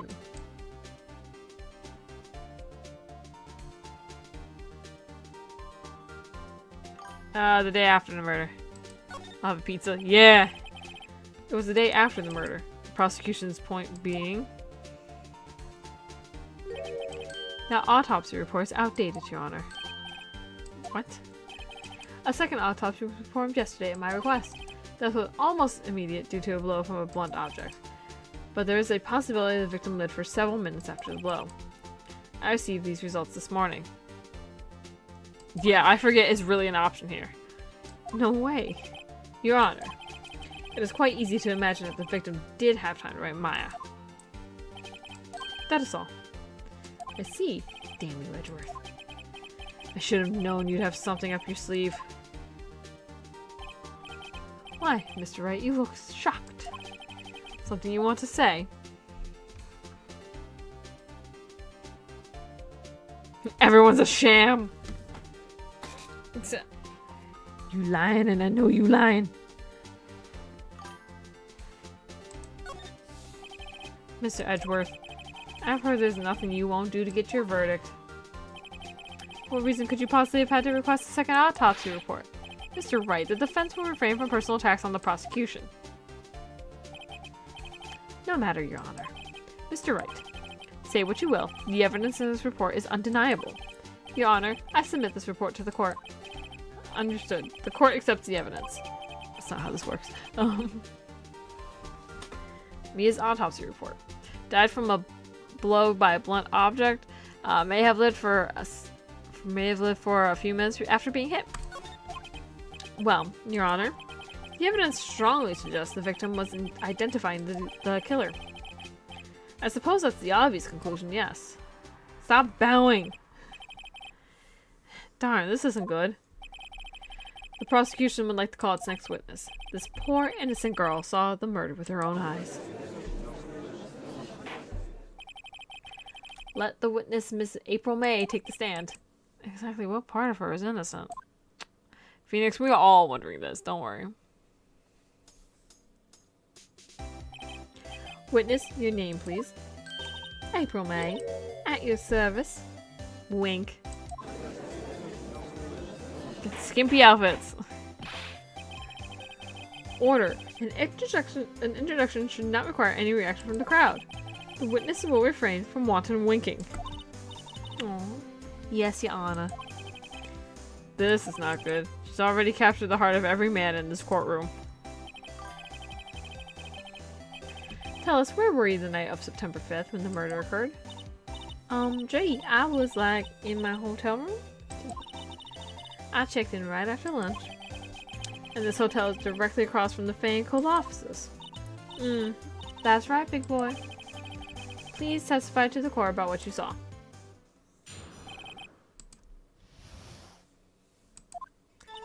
It was 9 at night. I looked out the window, you know. And then, I saw a woman with long hair being attacked. The one attacking her was that mousy girl sitting in the defendant's chair. Then the woman, like, dodged to one side and ran away. That girl, she caught up to her and she hit her. Then the woman with the long hair, she kind of slumped. The end. That's all I saw.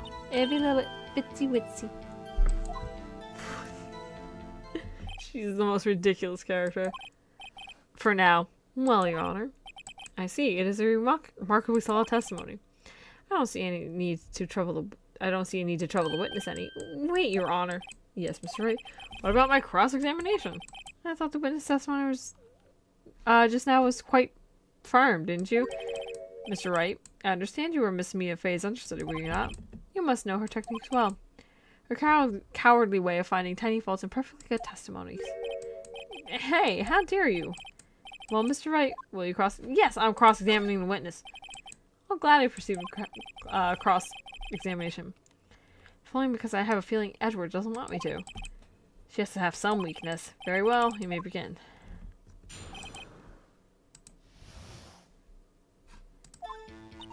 It's like 9 at night.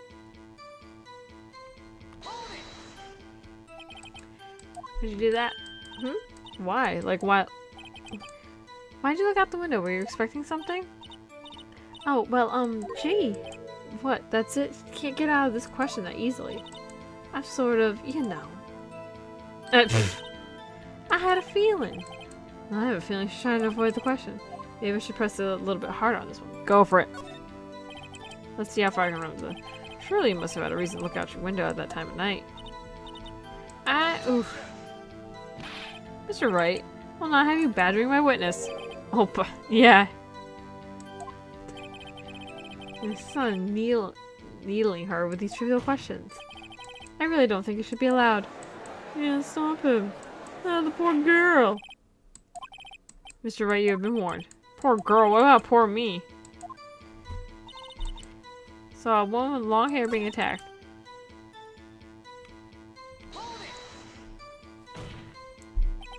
How do you know she was a defendant? Huh? Well, you know, she had a girlish physique. Women know these things. Look, I just know, okay? There was only one person at the scene of the crime with a short, girlish figure. His testimony is bulletproof, Your Honor. He's right. I question it. Hold on a minute. That testimony stinks. What? Miss May, I'm willing to bet that you're lying.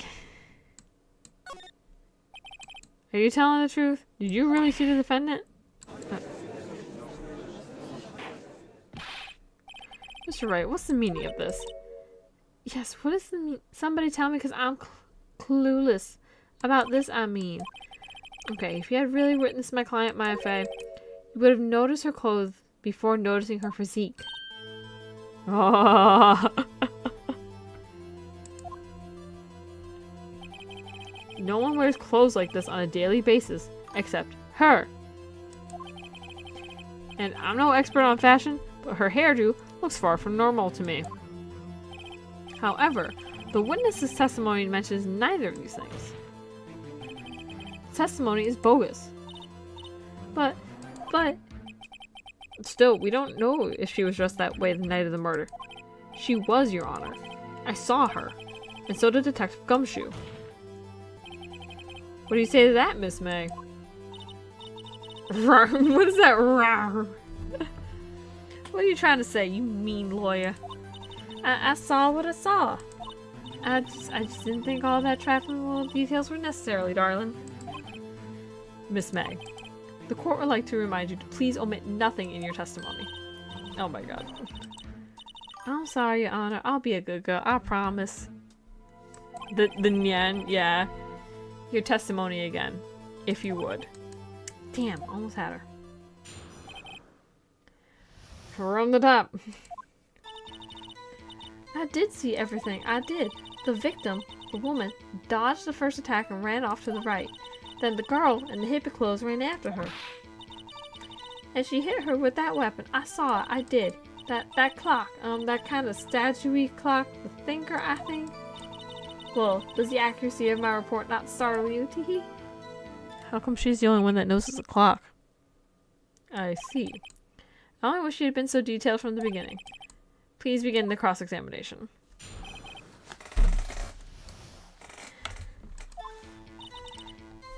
Let's see, keep going. I want to check this. She ran off to the right.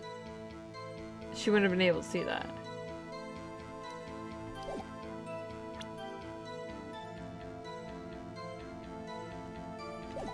Okay, hold on, let me...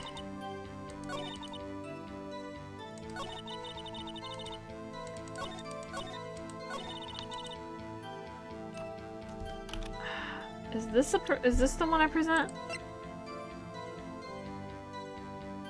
And then I present the statue after? Yeah.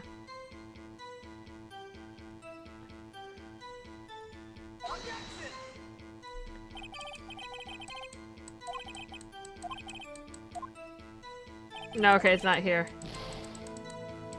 I know that photo comes into play. Okay, then maybe we do the statue here.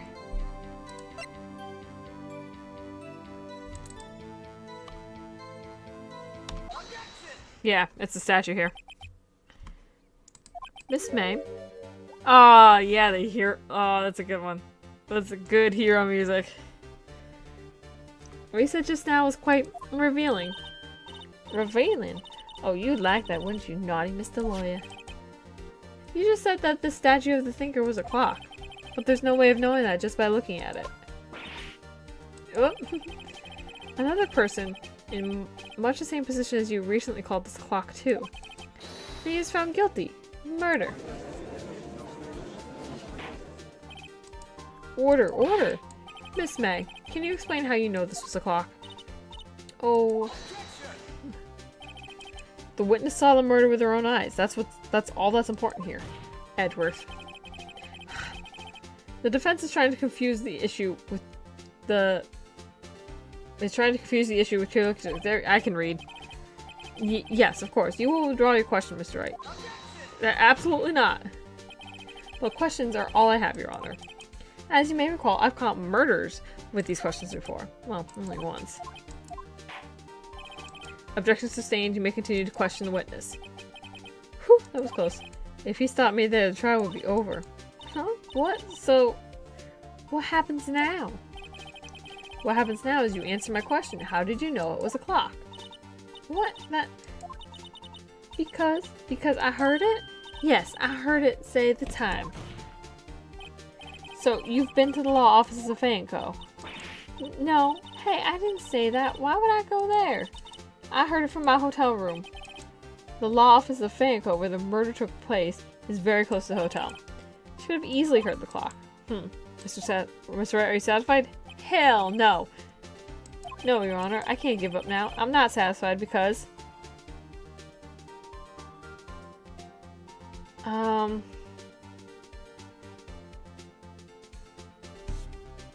me just, like, double check something here.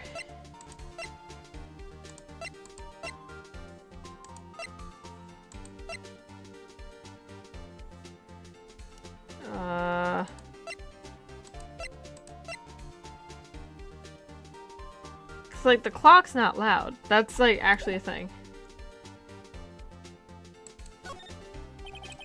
We're at the hotel. There's no way you could have heard a clock go off in the building next door. You have proof that she could not? Amateurs. Amateurs, listen to me, right? In the courtroom, proof is everything. Without it, you have nothing. You are nothing. Now I'd like to propose the test that you could have really heard. Prosecution denies your request. What? On what grounds? This is a trivial matter with no direct bearing on the case at hand. Indeed, objection sustained. Damn, time to switch directions. Quick. I can't give up now. I'm not satisfied because the guts were out of the clock.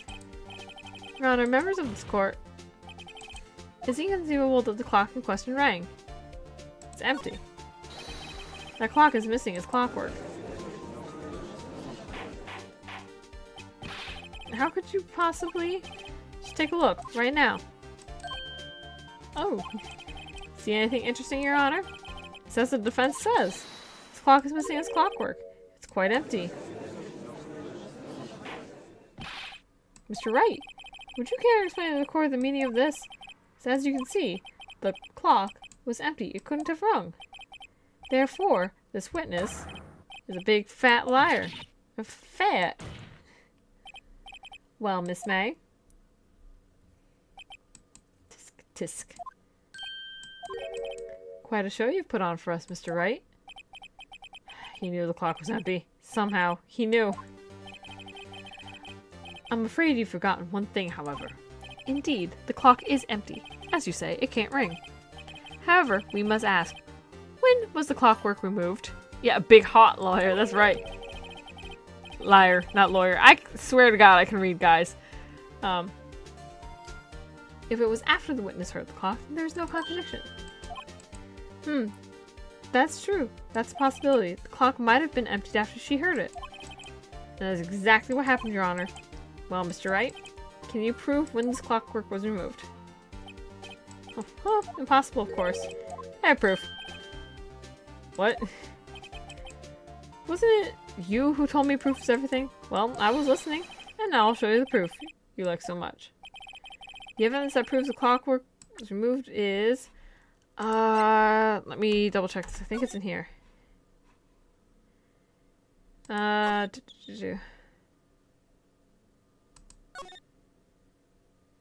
I had to take the clockwork out. It's what? At 9:27 a.m. No, I didn't want to review it again. I want to present it. Thank you. Take a look at this. It's a very cute cell phone. Oh, you have a girly phone. Wait. This isn't my phone. Listen. This is the defendant's cell phone, and it contains a recording of a conversation she had with the victim on the day of the murder. Order. The defendant's cell phone? This wasn't brought to my attention. Perhaps Detective Gumshoe overlooked it. The good detective better remember he's up for evaluation soon. I gotta say, I'm starting to feel bad for the big fella. Yeah, literally everyone feel bad for Gumshoe. We love him. Let's hear the conversation. Beep. I'm not going through the whole conversation. We've read this. She had to take out the clockwork. September 5th at 9:27 a.m. Beep. Your Honor, I think this makes it clear the clockwork was already gone by the time this was recorded. Which was well before the witness even arrived at her hotel. Well, Miss May, would you care to explain this to the court? Just how did you know that weapon was a clock? Well, isn't it obvious? I saw that clock before. What store was that again? I go to so many. Oops, I forgot. Wink. So the witness had seen it before. That would make sense. Yes, we have objections. Larry made it. The witness claims she had seen it before. But this directly contradicts a piece of evidence already submitted to this court. Well then, let's see it. Please produce this evidence. Made by Larry. It's simple. This clock was never in any store ever. What? A friend of mine made that clock. Only 2 exist in the world. And the one that isn't here is in police custody. Impossible. Everything is sold in stores. Miss May, I think it's high time you went shopping for a better excuse. Oh, excuse is not on sale today? Oh, that was catty. Phoenix, that was catty. Oh, she's mad.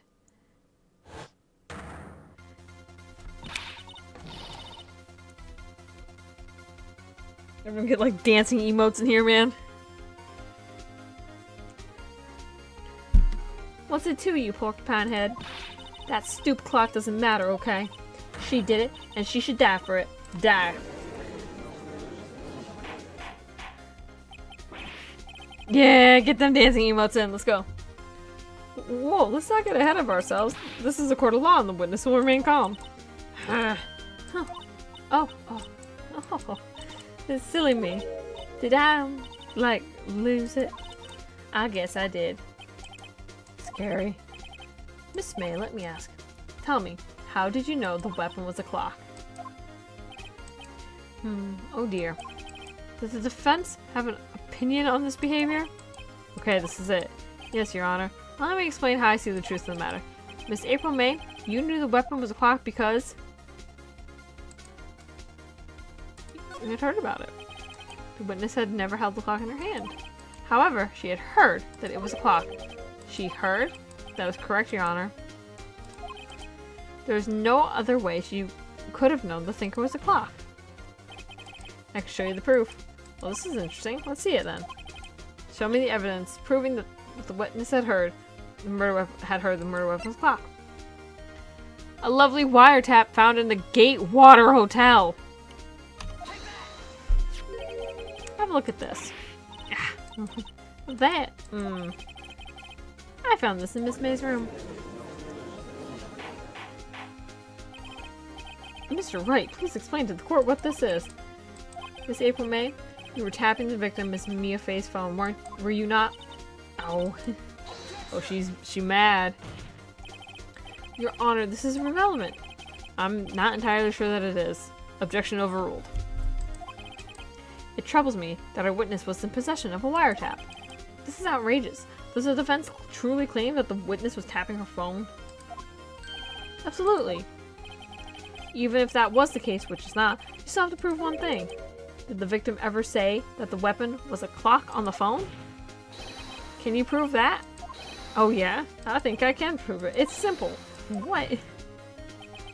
Here's my proof.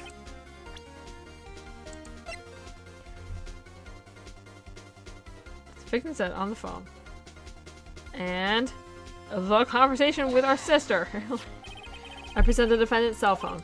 Yes, we've seen that. Listen once more to the conversation between the defendant and the victim. Mia, what's up? You haven't called in a while. Well, actually, there's something I want you to hold on for me. Again, it's a clock. It's made to look like that statue, the thinker, and it tells you the time. Miss April May, you used a wiretap to listen to the conversation. That's how you knew the thinker was a clock. Am I wrong? Your Honor, this is ridiculous. Shut up, Edward. Your Honor, look at the witness's face. Does she seem amused to you? The defense demands an answer.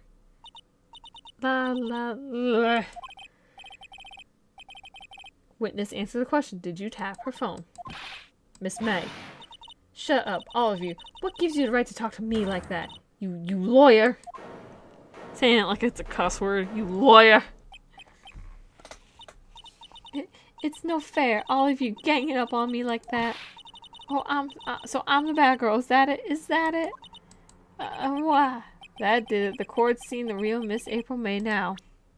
Oops. Go back. Now to deal the final blow. Why the wiretap? Why did you tap her phone? Answer the question. Do I have to? Isn't this a murder trial? Isn't tippity tapping irrelevant? Gosh, she's saying exactly what Edgeworth wants her to say. Miss May, you were tapping the victim's phone. Highly illegal! I hardly call that irrelevant. While this court does not condone the defense's tone of voice, he has a point. Well, Miss May, do you have an explanation for the court? Can you prove you had nothing to do with this murder even though you tapped her phone? I'd like to see her pull that off. Mr. Lawyer, I saw that evil grin. You were probably thinking I'd like to see her pull that off, weren't you? Damn, she's good. Well, you're not the first man who's thought that, and of course, I can't and will. You can't be serious. Wait, I say wait. Oh, and I assure you, I'm serious, Mr. Lawyer. Okay, so, the killing happened around 9 o'clock at night. So why? That's just when I was getting room service from that sweet bellboy. Room service? Iced coffee, I believe it was. iced coffee, you know, like normal coffee but cold. If you don't drink it quick, the ice melts and you have regular cold coffee. Iced coffee. I think I'm making this up. Ask the bellboy. Ergo, the witness is not on the scene at the time of the murder.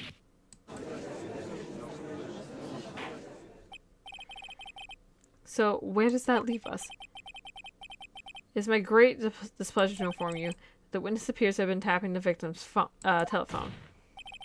However, that is a separate crime with no bearing on this current case whatsoever. Her testimony stands. She saw the defendant, Maya Fey, commit murder. No, they're gonna just let her walk away. There's no way I can win this unless I tie Miss May to the murder somehow.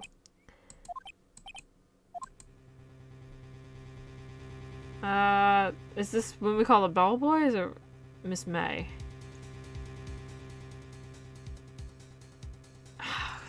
I don't remember.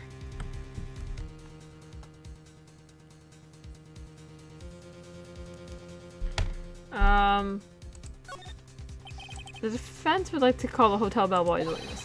There's something suspicious here. I'm going to get to the bottom of it. I think you've sunk them quite low enough already. I object to calling the bellboy. Why? What's your reason? Because I hold that the wiretapping had nothing to do with the killing. However, if you agree to one condition, I'll consent to calling this witness. Condition? If Miss April May's alibi is not called into question after you examine the bellboy, then you will recognize that Miss April May was not the killer, thus she is innocent. And thereby, you must also accept the verdict of guilty for Miss Maya Fey. That is my condition. What? I'd better find some suspicious in that bellboy's testimony, otherwise Maya will be declared guilty on the spot. What should I do? Accept. Alright, I've got nothing to lose except for, well, everything. Understood. I accept your condition. Fool. You fall right into my trap. Uh-oh. Very well. The court calls the hotel bellboy to say, oh my god, I forgot this trial is going so long, dude. I believe we're ready for the witness to testify. Certainly looks like a bellboy. Yes, sir. I received a summons in the middle of work, sir. I have to be of service. Witness to begin his testimony. Very good, sir. I'm the head bellboy at the fine Gatewater Hotel, in business for 4 generations. I suddenly went Australian. I believe I received a call after 8 in the evening from our guest, Miss May. She asked for an iced coffee to be brought to her at 9 on the dot, sir. I brought it to her at precisely the requested time, of course. And I delivered the iced coffee to our guest, Miss May herself. I see. The defense may begin its cross-examination. Alright. Yep. Yes. Cross-examine. Let's go. The head... blah, blah, blah. Are you sure it was Miss May on the phone? Absolutely, sir. How can you be so certain? I checked Miss May in person, sir. Not only did I see her in all her studied radiance, but I also heard her voice. He was creeping hard. Then I saw them, and I... Point being, I remember her quite well, sir. Yes, what then?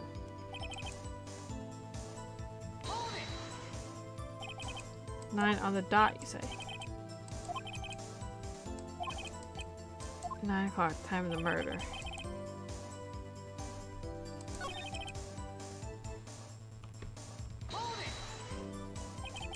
You sure it was Miss April May? Absolutely.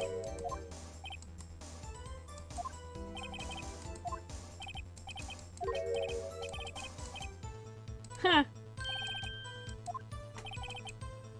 French for kiss. I believe perhaps she was momentarily swayed by my prim demeanor. I shall never forget, ever forget. Oh yeah.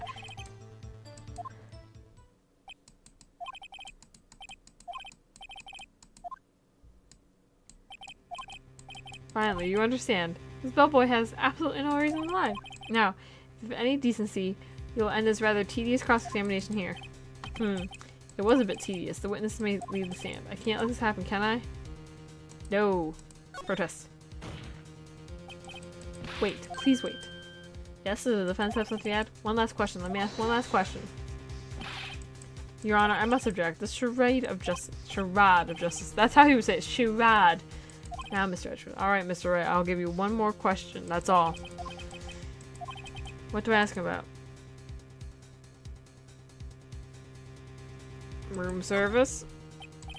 Tell me again about room service. Again, sir. Exactly 9 o'clock. I delivered room service to Miss May's room in 303. The guest had requested iced coffee. $18. Jesus, was the charge I recall. I see. $18? Doesn't that seem a bit expensive? Yes, well, iced coffee for 2, you know. And we don't skimp on the ice, sir. What did he say? What did you say? Or rather, quite. Bellboy, tell us the truth now. Was someone else staying in Miss May's room? I object. That was objectionable. Edgeworth. Objection overruled. Girl. The witness will answer. Yes, I see.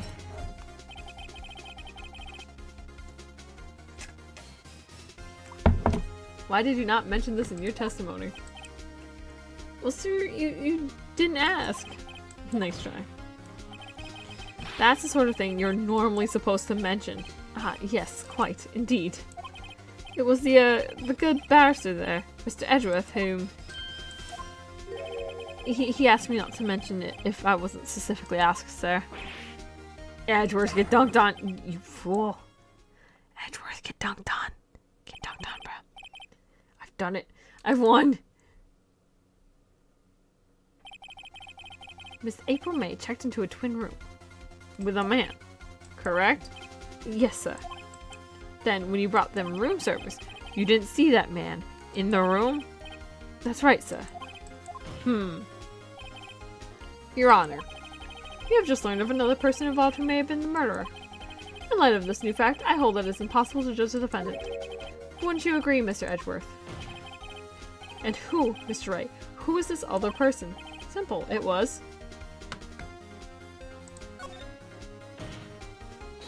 the man who checked in with Miss May. Your Honor, as has been previously revealed, Miss April May was tapping the victim's phone. Yet Miss May herself has an alibi at the time of the murder. However, that does not clear the man that was with her. The bellboy saw no one else in the room at the time of the murder. My, what a convenient little setup, but it's too late. Too late? I suppose you'd like it to, if it was too late, wouldn't you? I can read. After all, it was you who hid the presence of this other man from the court. Upstart. Amateur. These accusations are ludicrous. Ludicrous speed. Enough. The court acknowledges the defense's argument. I expect the prosecution and defense to look fully into this matter fully. Am I understood? Yes, Your Honor. That's all for today for the trial of Maya Fey. Court is adjourned. Let me save. Mr. Wright, you were amazing in there. Really? I think I might be your newest fan. Oh, I was just doing my job, you know. Then again, that other attorney was pretty cool too. Huh? That face of his, with his eyes wide and trembling lips, it sent shivers up my spine. Girl gets it. Her mother's name is Tina. Tina Fey. If you say so. So what happens with me? Do I get to go home now? Well, no, I don't think so. Not yet. You get to hang out in the jail cell, kid. Oh, I see. But I got a great lead in today's trial. A lead? That man with Miss May. He's the key. Oh, I get it. What happened to Miss May after that, anyways? I heard they arrested her. I guess she's learning her charms won't work everywhere. She's probably at the detention center now. I may have to go down there later. Anyway, this case is far from closed. Yes, sir. I'm gonna find out more about this man. Do you think he was the one who... Maybe so. Sis. Don't worry, I'll find him by tomorrow. I promise. I'm counting on you. I asked for a full record of April May's testimony. I thought it might come in handy during the trial tomorrow, but now that I have it, I'm not so sure. Most of her testimony was all lies. In fact, there's only one part that hasn't been stricken from the record. May testimony added to the court record. I don't know how much good this will do me at all now. Anyway, time to hit the pavement and do some investigating. Maya doesn't belong in that detention center. It's up to me to set her free. Yeah! To be continued, baby. That's a good place to stop. So I went a little longer than I wanted to. Heck yeah, we're saving our progress. Boop. Boop. Okay. It was evidence that Mr. Wright was a fraud, not me as mom. Probably. I think. Okay. Oh man, I'm gonna call it a night there. I gotta go chill with the little man till he falls asleep. So, we will be back tomorrow. You know, same time, same channel. Well, not the same time. Probably like my normal time. Same channel. And hopefully, well, I might play more of this. I might switch it up. I don't know. I like Phoenix Wright, though. So, everyone have a lovely night. I'm signing off. Hopefully see you tomorrow. Bye, guys.